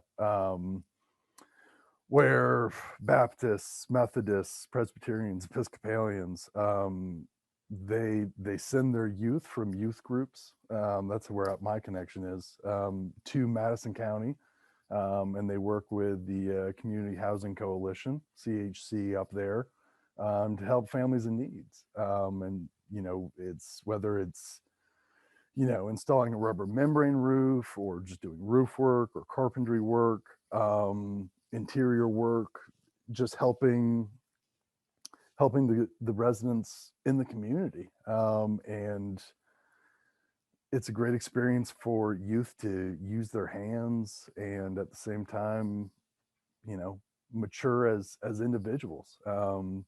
There's worship at nights. There's no cell service. There's no TVs. There's none of that up there. When we go up there, it's everything's put away, and it's just you're there with your group of people. But yeah, it's close to me. I've been doing it for years. I've been going up there for years. My wife grew up doing it.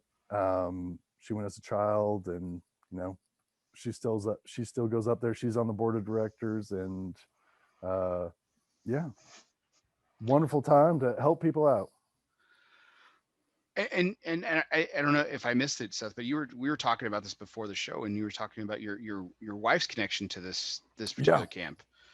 And I mean, she started going when she was a child.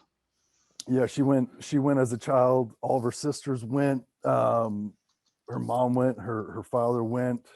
Oh As wow. well, yeah, Okay. they went as adults, so they went as like advisors with the youth group in our church. um and so she went up as she went up as a high schooler, she went up as a college student, she was advisor. She went up as like a volunteer staff with our church group, and she's actually on the board of directors, and she took the one of the previous board members who his name was Robert Payne, who basically kept this thing going for over 30 years, died of a brain tumor last year. Oh. And he was, he was close with us, but actually was very close. He was a godfather to our youngest. Oh wow. Okay. Yeah, but he was on the board of directors with her dad, and then she was on like an advisory, and then she got moved up to the board of directors because they needed another Episcopalian to balance out the Baptists and the Presbyterians and the Methodists. So yeah. You know, when I grew up, I grew up in the church too, and I grew up as a Methodist. I attended Presbyterian church now, but and the I attended a camp too, Sacramento Methodist Assembly, and as a youth, and spent many summers there. Yeah. My sister did as well. She was on staff for a year and things like that, or a summer rather. And it's when you brought this up as your charity of choice tonight, man, it brought back all sorts of nostalgia for me, because I remember what it was like, and I remember those summers. I remember I mean, I have lifelong friends that I met at this Yeah. camp. I still talk to them to this day, and we still share. Now we're talking about our kids, and at the time we were just kids. So it's crazy how those kind of lifelong friendships form and everything like that. And your girls will go there one day, and Oh yeah, they went up there as they go up there all the time. So yeah, it's it's great a up there. but it's a proud moment for your wife, Mm-hmm. for her experience there, her own kids going to where she obviously got so much fulfillment as a child. Yeah, it's multiple generations. So I mean, so is it the board, or is there actually I guess a leader now of the camp, or is it the board that kind of decides certain things, or? Yeah, they have a full-time camp director. Her name is Jennifer Horde, and she lives in the county, so she lives basically near the camp. Um, and then they have the board of directors who are the caretakers for it. And they live just throughout the whole area, and they meet 4 times a year in person. They've been doing a lot more Zoom calls now, but so yeah, everybody goes up there and spends times, and yeah, it's under the direction of a board. So that was something I was going to ask. Like, so what did the camp do in 2020? Did they? I mean, they still have functions, or I mean, were they shut down for basically a year, or? They could they did, I mean, you're able to go up as like individuals or small group, like a small group. So there were some individuals who did it. They didn't have any like summer ministry, because when we were much more involved, before our girls got a little bit older, you would have 40 high school students, juniors and seniors in high school, go up for about a week, and then that's what you'd have, like a week up there. But they didn't have that last year. I don't know what their plans are for this year. And I don't know what our local church, what their plans are for it as well. But they wanted to, I think actually they are going, and they want to make sure that the kids all get a chance. But so yeah, I think it'll be back in full swing. I think last summer the summer ministry just took a breather. Well, I need to check in on the camp that I went to as a kid because I honestly don't know what Yeah. it actually escaped me until you brought this subject up. I'm like, man, I need to check to see how they're actually doing, see if I can help and contribute in any way. But as always, every week, I ask my guests to spotlight a charity or nonprofit of their choice, and then I commit. My wife and I have discussed this when I brought up the segment. We're committing a donation every week, and so later tonight, Seth, in your family's honor, I'm going to be Oh, my family's going to be making a yeah. small donation to Glory Ridge. So, Barry, you didn't need to do that. I appreciate that. That's wonderful. um, but yeah, it's it really spoke to me when you picked it. I was like just researching it about it, and I was like, man, this just brought back so many memories. It was really great, Hmm. just really great. Um, We've and we've done a lot of wonderful things, and we've done like really. It's in the Blue Ridge Mountains, so you can on the ridge you can see into Tennessee. Um, Oh wow. oh yeah, it's I mean it's absolutely beautiful. So and like we would do, you have like little services, and we did like like those floating candles that are in like little.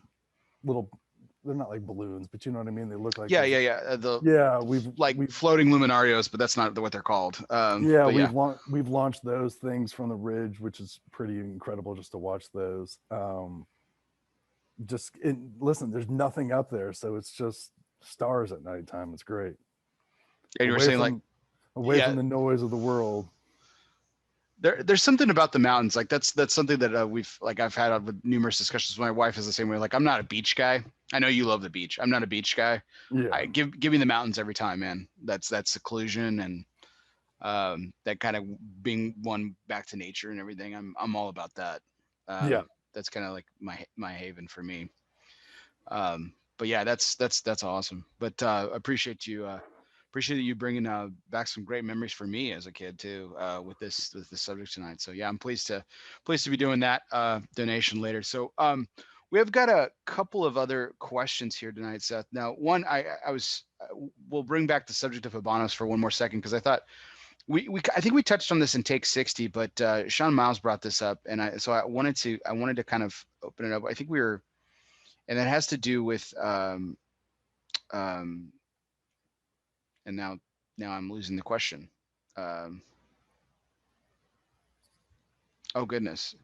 Um, oh, there it is. So Sean asked, why do Cubans still have issues with plugging? Are draw testers just not available in Cuba, or is it just something that doesn't get a test or anything? And I kind of agree because like I find, again, this is an overwhelmingly generality, right? But I find to be that Cubans tend to have a more firm draw Yeah. overwhelmingly over non Habanos. They do. I think in general that they do have a firmer draw. And I think for me, it's someone who's spent a long time smoking, mostly Cubans. When you have that firmer draw, you kind of get used to it. So you're like, I'm a fan of it. So when you smoke like some there's a lot of non-Cubans which I think like the draw is too loose. I just think they're just smoking super fast. I know that they have the draw masters. I've never had as many problems in recent years with plugs, but I know some people still have them. Um, but yeah, it's. I mean, I'm sure they have them. I just don't. I just don't think that probably the level of quality control is what it is in some of the in Nicaragua or in like Dominican Republic. You're not going to have that high level of quality control. Well, I mean, there are many manufacturers that you and I both know that draw test absolutely every single cigar, which is just mind blowing to me. Oh yeah, And but they still do, and they still test it. And I witnessed some draw testing at, a very smaller operation at El Titan Bronze in Miami. And I was watching them draw test almost every cigar, and and I'm just like, I can't imagine on a larger scale because they're such a small scale, right? When you oh think yeah. relatively speaking, like larger scale operations, draw testing every single cigar, just like, good gosh. I mean, Drew State draw test everything, don't they? Yes, they're one of them. I know Yeah. Lido does at La Flor Dominicana. Yeah. Steve Drove tests almost every cigar. I mean, there are a lot. There are plenty of them that do it. To me, it's a mind blowing number when you think about some of the size in terms of operate. I mean, Drew Estate. I mean, that's Oh yeah. massive, massive. Gosh, tons. I mean, what the hundreds of thousands of cigars a day just produced? I think it's somewhere around there, isn't it? Yeah, It's yeah. that's just God. It's insane to Eh, think about. just insane. Like, yeah, I just can't imagine. Like, that's just one more step, and It's a lot of not an Coopers. unnecessary step, mind you, but just another step in the whole process of making a cigar. Yes.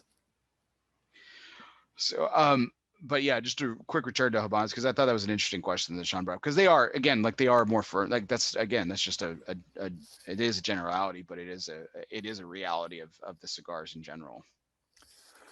Yeah.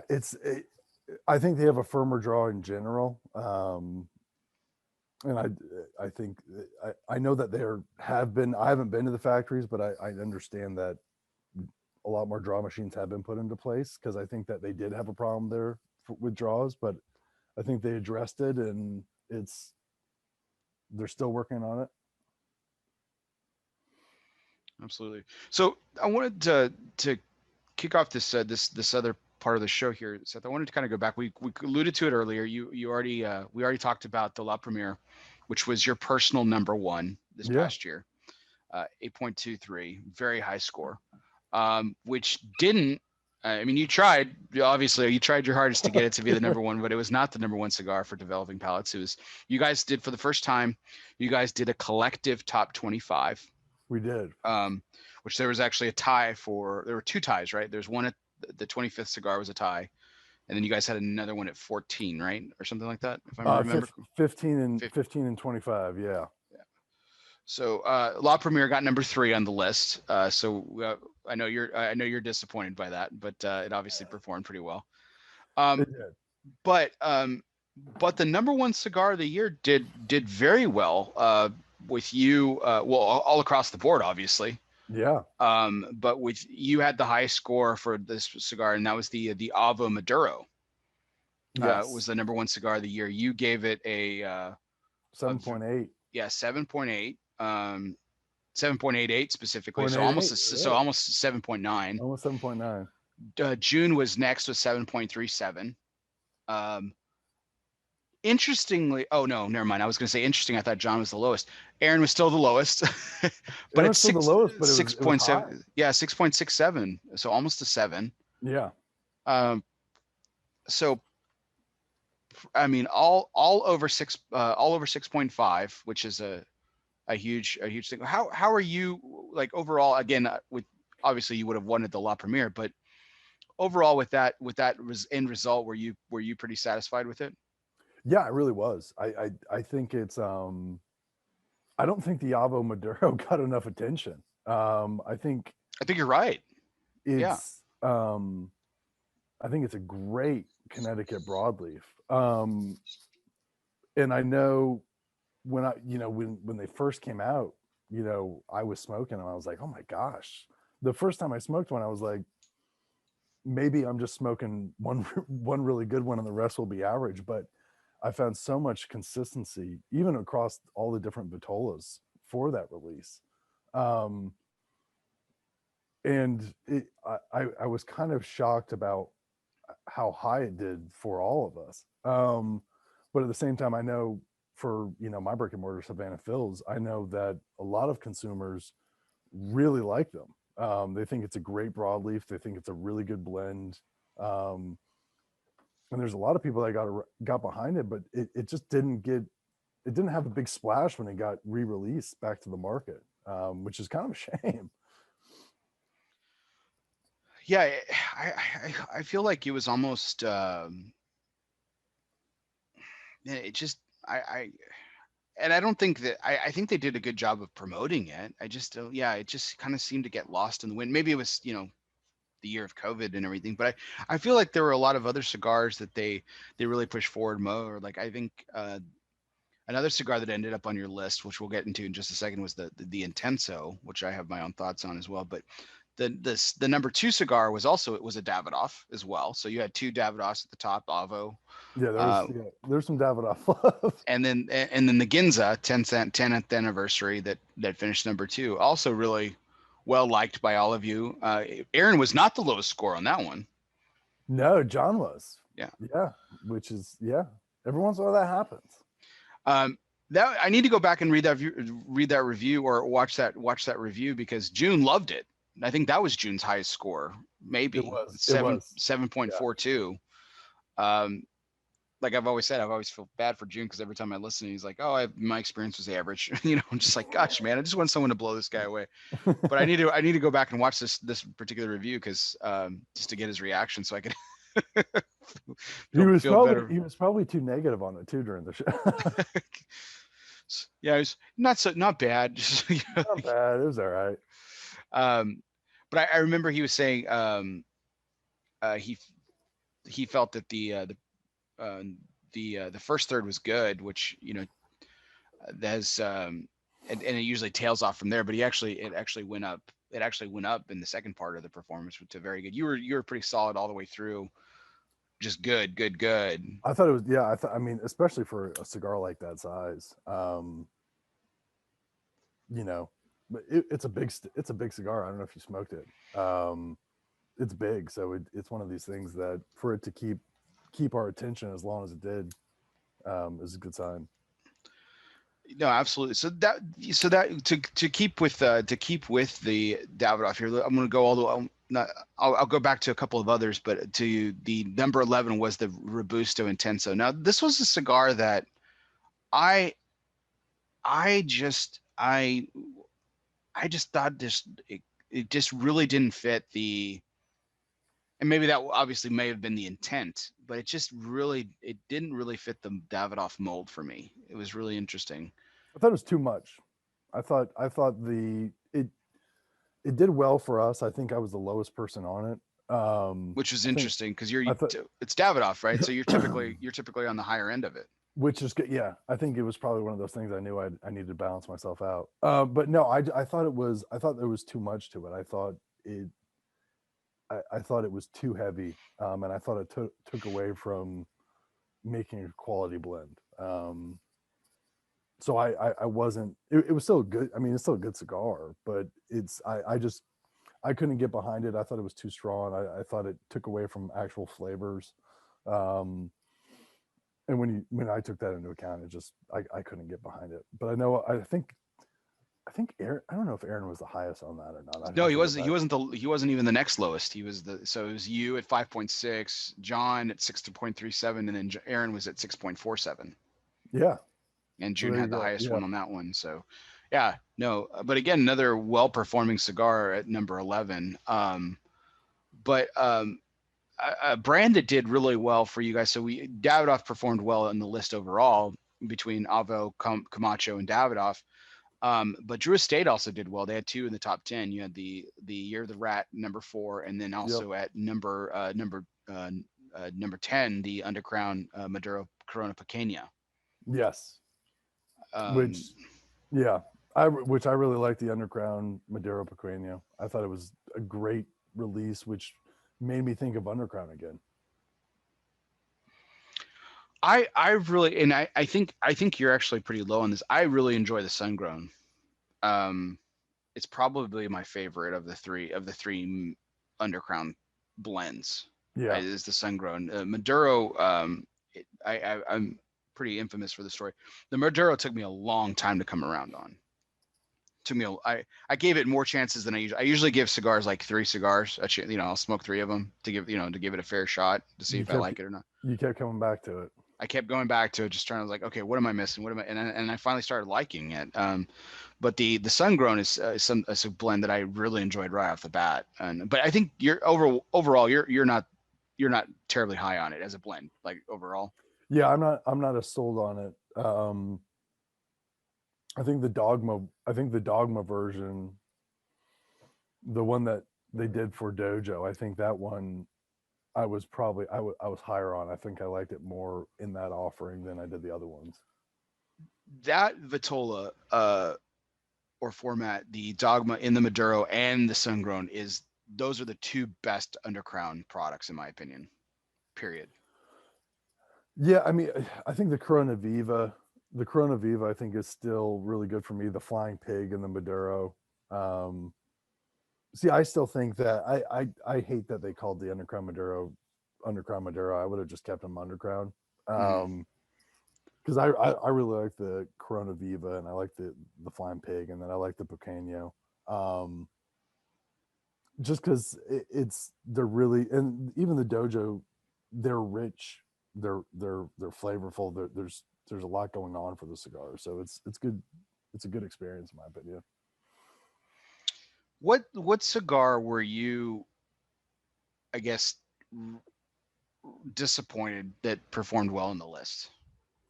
Where you're just like, man, was it the Intenso that because it got so high and you just weren't feeling it as much, or was there something else on the list that you just really stood out as didn't fit Seth's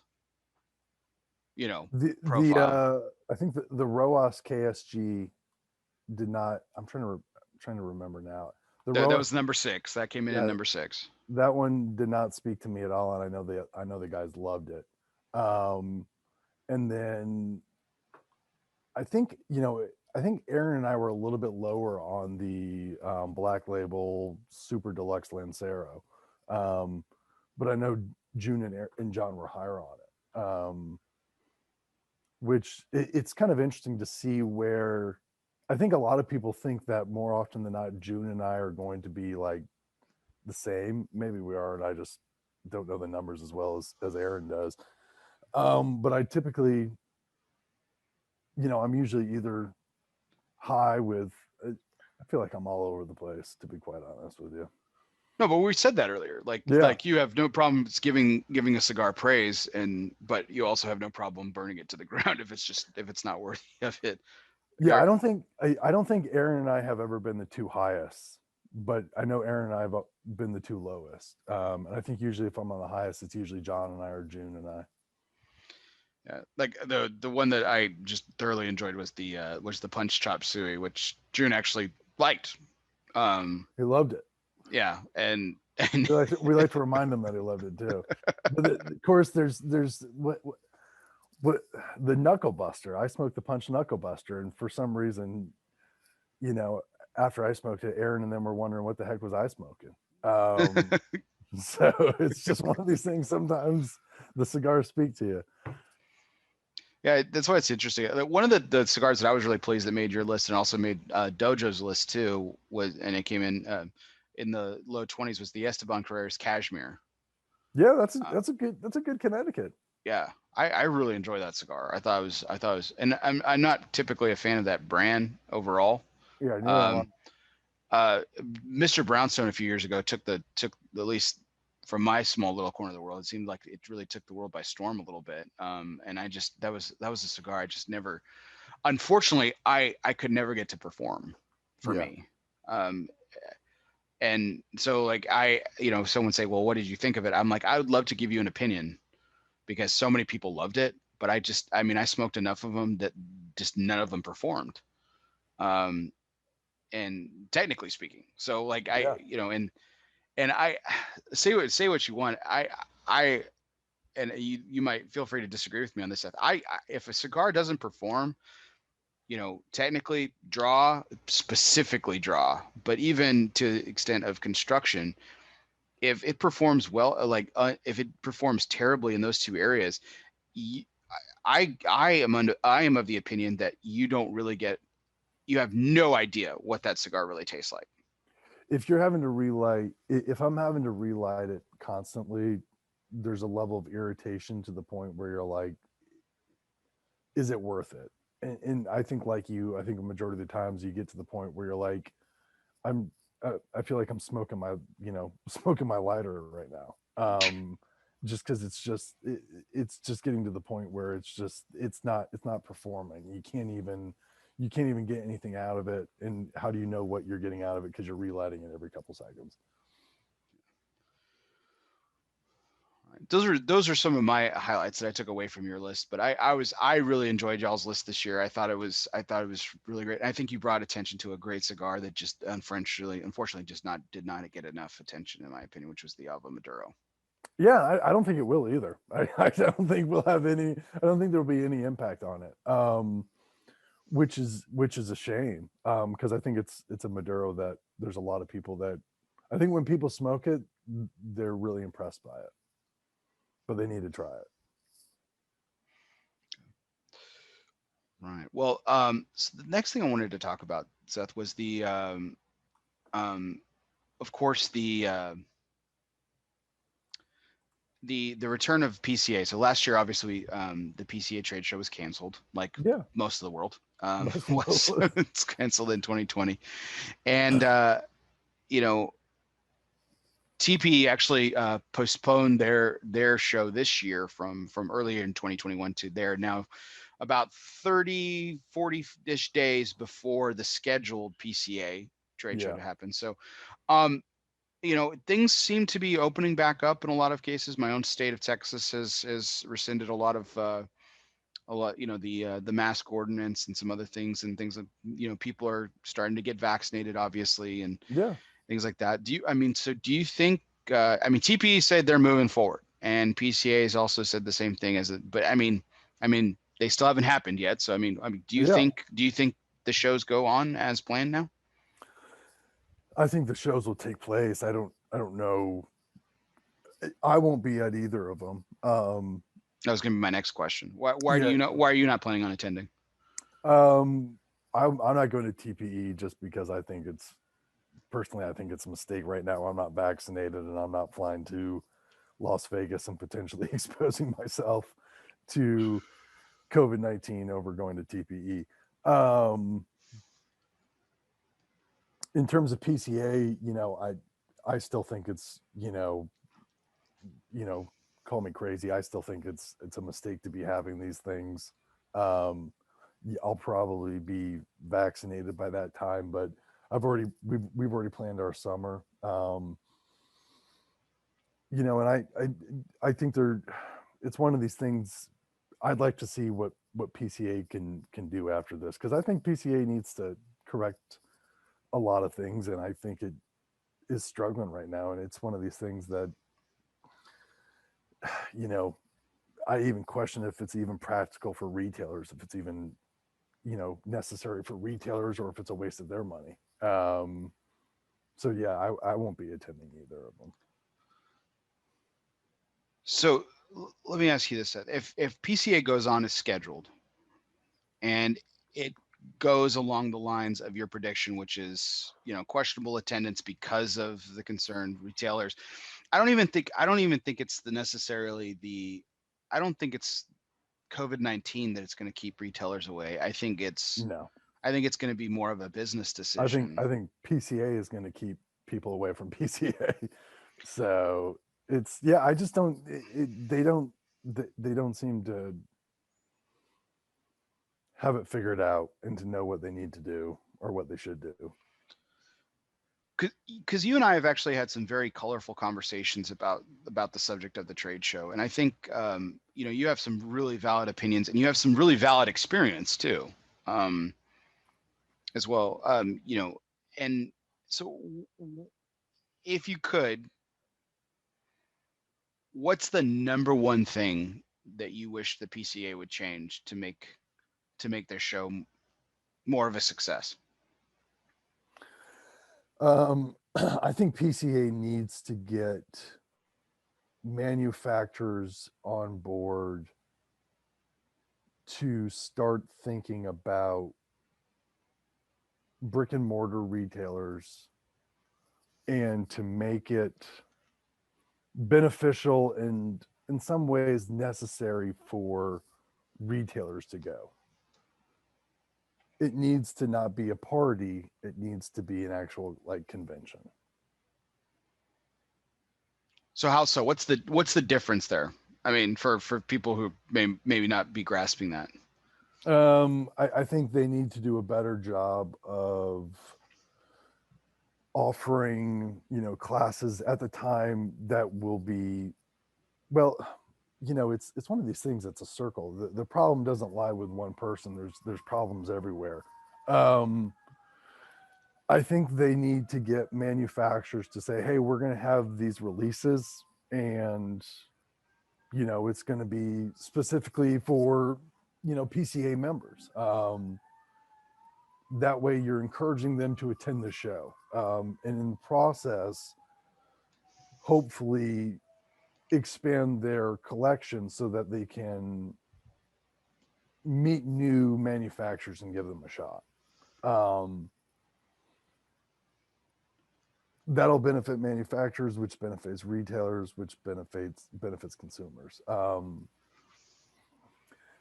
think they need to offer better education courses in assisting brick and mortars on how to move product, and communicating and doing business in the new world we live in.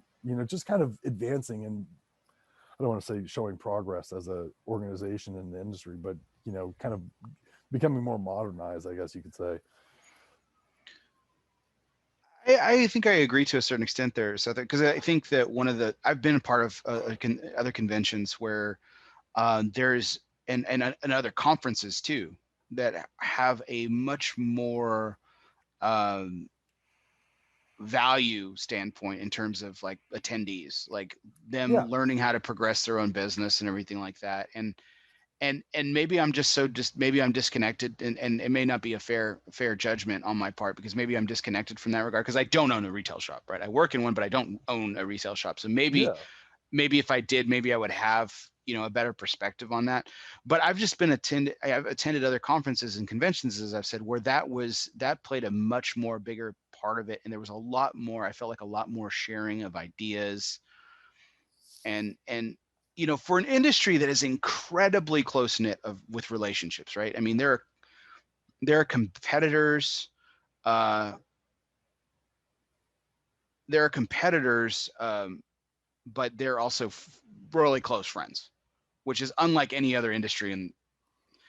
And for an industry that's so close knit in that regard, to not be able to, for retailers to not share, like I've seen at other conferences and conventions, is, to me, is just, it's bizarre considering how close everybody is. Like, everybody's friends with everybody. For them, I mean, there's a few sour apples here and there, cute yeah. beefs here and there, but everyone's so close, and I just don't see where there's a lot of kind of sharing and of ideas, meeting of the minds, and progression in that regard. And maybe that's something that can change. Like that's what I would like to see change personally. It's just like I would like to see. Yeah, I think it needs to change. I mean, you know I think that PCA needs to get more retailers involved, and retailers. You constantly hear about retailers complaining about you know online sites or anything along those lines. Well, you have an association. Can't you guys come together as an association and communicate with these manufacturers and say, listen, how can we figure this out that still helps you as do your business and you're successful, but also gives brick and mortars equal opportunity and pricing to compete with online places. And I know it's complicated, and it takes communication and discussions and getting a lot of people involved, but you need to have that opportunity, and you need to have a place to do it, and hopefully PCA, you'd hope, could provide that opportunity for people. It feels like they're working towards that. It feels like it. I just I don't know what that looks like because I haven't seen it yet. But it Hmm. feels like they're kind of moving that direction. I mean, I hope so. I hope so for a lot of people. I hope so for brick and mortar establishments. That's that's one of the many things that I think could benefit from a better association organization. So with news of the vaccine at the top of the year, or just before it rather, and people starting to get vaccinated, and it seems like more and more I'm seeing more and people on my Facebook feed, showing that they're getting vaccinated and everything, and that's certainly a positive. There's still, there's I'm not trying to get too political here. I know there's people on both sides of that, people who don't want it, and Oh yeah. to each their own, suppose. But with the vaccine news in all cases, I mean, what are you looking forward to personally for most to kind of a more return to normal, or what are you looking for? With that, man, personally, in some senses, going back to a movie theater. I never thought I'd say that, but like, man, I'm looking forward to sitting in a movie theater and watching a movie. As much as I've enjoyed watching some new movies get released and being able to watch directly on, Disney Plus or whatever, Amazon. It'll be nice to go back to movie theaters. It'll be nice to go back to, you know, my lounge, Savannah Phil's. I just haven't, I haven't been handing out in the lounges. Just out of respect for everyone, including my family. I'm trying to be mindful of it. So yeah, just kind of interacting with people, person to face, and going to movies. I hope there's theaters to go back to, because I'm the same thing. I'm really excited about going back to a movie theater, but I just hope that there's theaters standing when this is all over, or stay. I mean, I know they'll be here, later part of this year, but I just don't know if they'll be around much longer. I mean, they were already kind of going down before this. I know it's yeah. I mean, you got to see Top Gun 2 and the new James Bond in a movie theater. I'm sorry. Yeah, no, absolutely. Um, so late last year, the FDA ruled a huge ruling in this premium cigar industry's favor. Um, from where you sit, do you think this is, I mean, obviously it's a positive because it's a positive for the industry, but do you feel like this opens up the door in a positive way for existing brands to start getting more creative again and releasing more product, and potentially for new brands to arise? Um, I think do I think it offers? I think that there's been a lot of brands that have worked around worked around the system to create new product without possibly saying creating new product. Um, I'd like to see a renaissance again with cigars, because I feel like we've kind of been in a lull of having creativity and a lot of new brands pop up and really good stuff kind of emerge, whether it be new or existing. So I'd like to see it.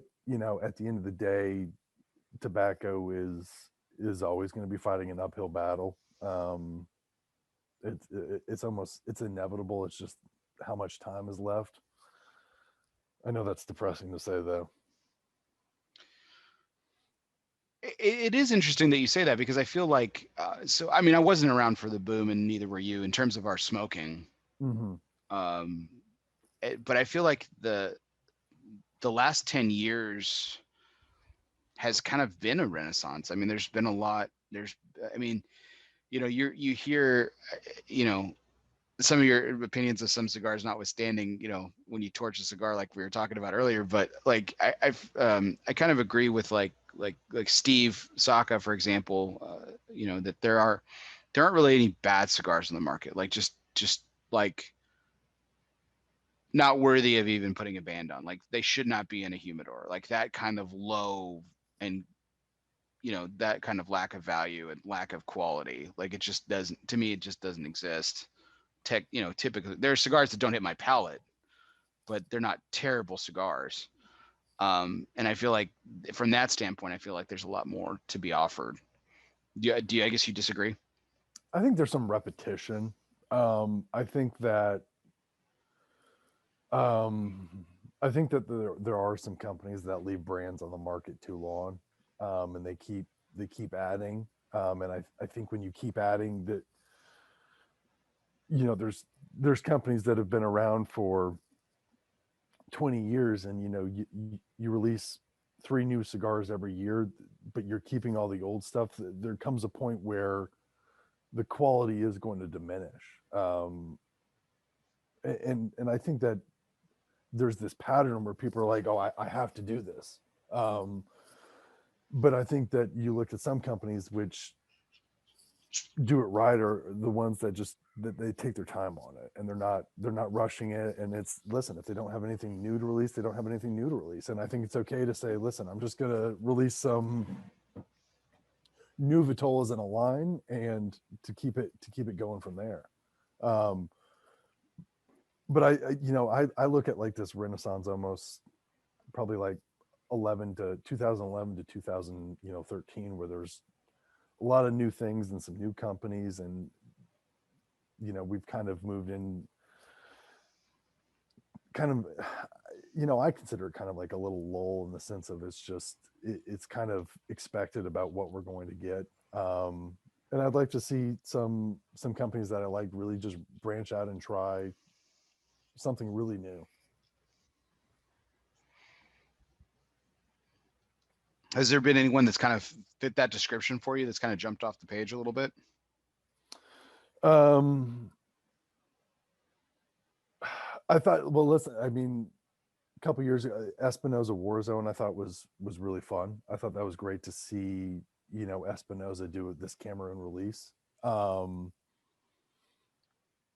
It's, in some ways, I feel like Davidoff has forgotten who Davidoff is, and they've gotten into this, let's make these, focus on these limited or short run cigars, and rather than focus on, like, even like Grand Cru and some of these older brands. So I think it's just different for everyone.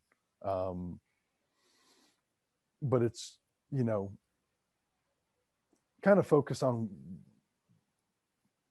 how you got there, or in some cases, what else can we do? Have we, some people I think need to get back to the path, and some people need to go wandering in the woods, I guess. Okay.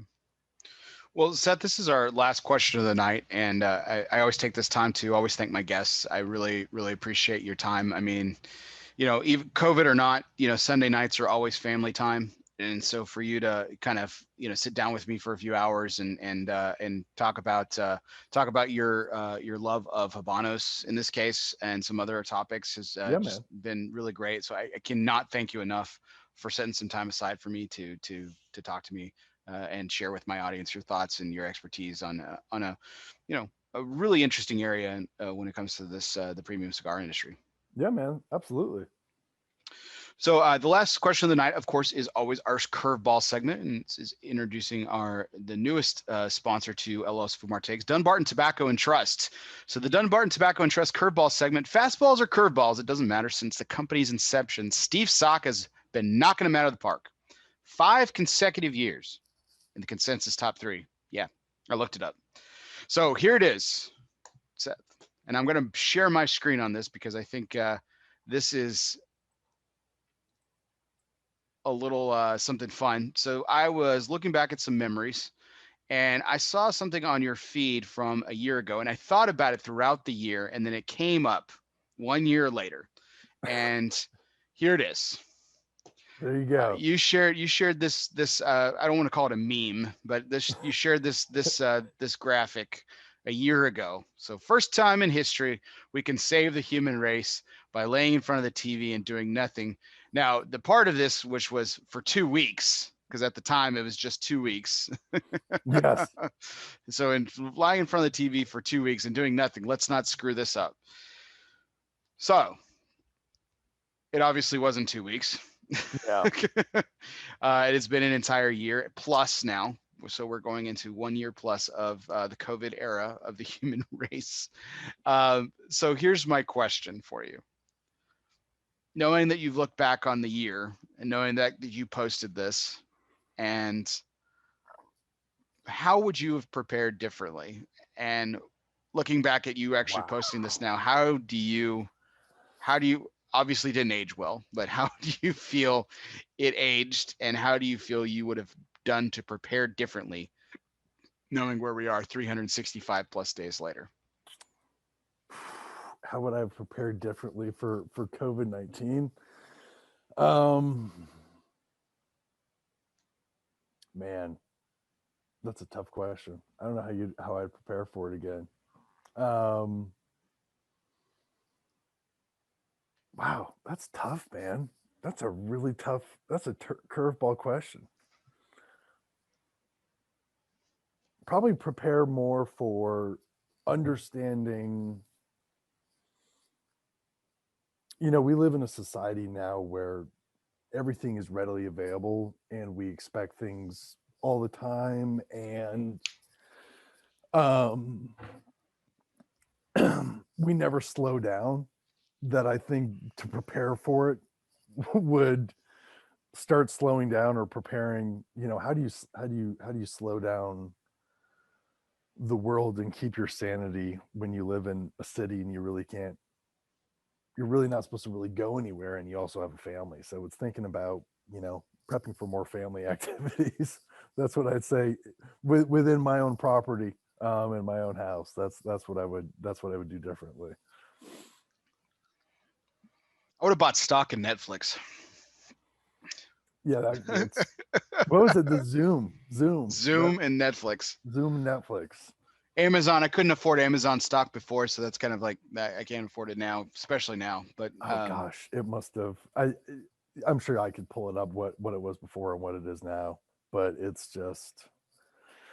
it's crazy. But I mean, and that's the thing about it. You have to look at, when you're, once the thing got going. I don't know why, but for a while there, I was stocking up on, non-Cuban cigars of brands that I liked. I'm like, man, I don't know when I'm ever going to be able to get these again, or what the hell is going to go on. So I was stocking up on like Illusiones and a lot of other stuff. And you're like, I guess I didn't really need to do that, but oh well, here I am. did your smoking go up or stay the same? I think it probably, purchasing went up for a while. I've never had a problem. I mean, my smoking probably has increased a little bit, but it's nothing like dramatic. I'm still not to the, yes, I work from home, but I'm still not. There's still a part of me that I can't, I'm not going to just go light up a cigar and smoke more throughout the day. Um, but purchasing went up, I think, and then smoking probably increased, and it's probably decreased, probably just to a more normal smoking pattern. For about the first month and a half, my smoking went way down, Yeah. way down. Uh, and to a certain extent, almost non-existent, at least in comparison, right? Mm-hmm. And and then all of a sudden, I was like, what am I waiting for? Yeah, exactly. What? Yeah, and then I just started enjoying cigars again, and it was wonderful. It was almost like I was rediscovering it all over again. Yeah, and I kept going through.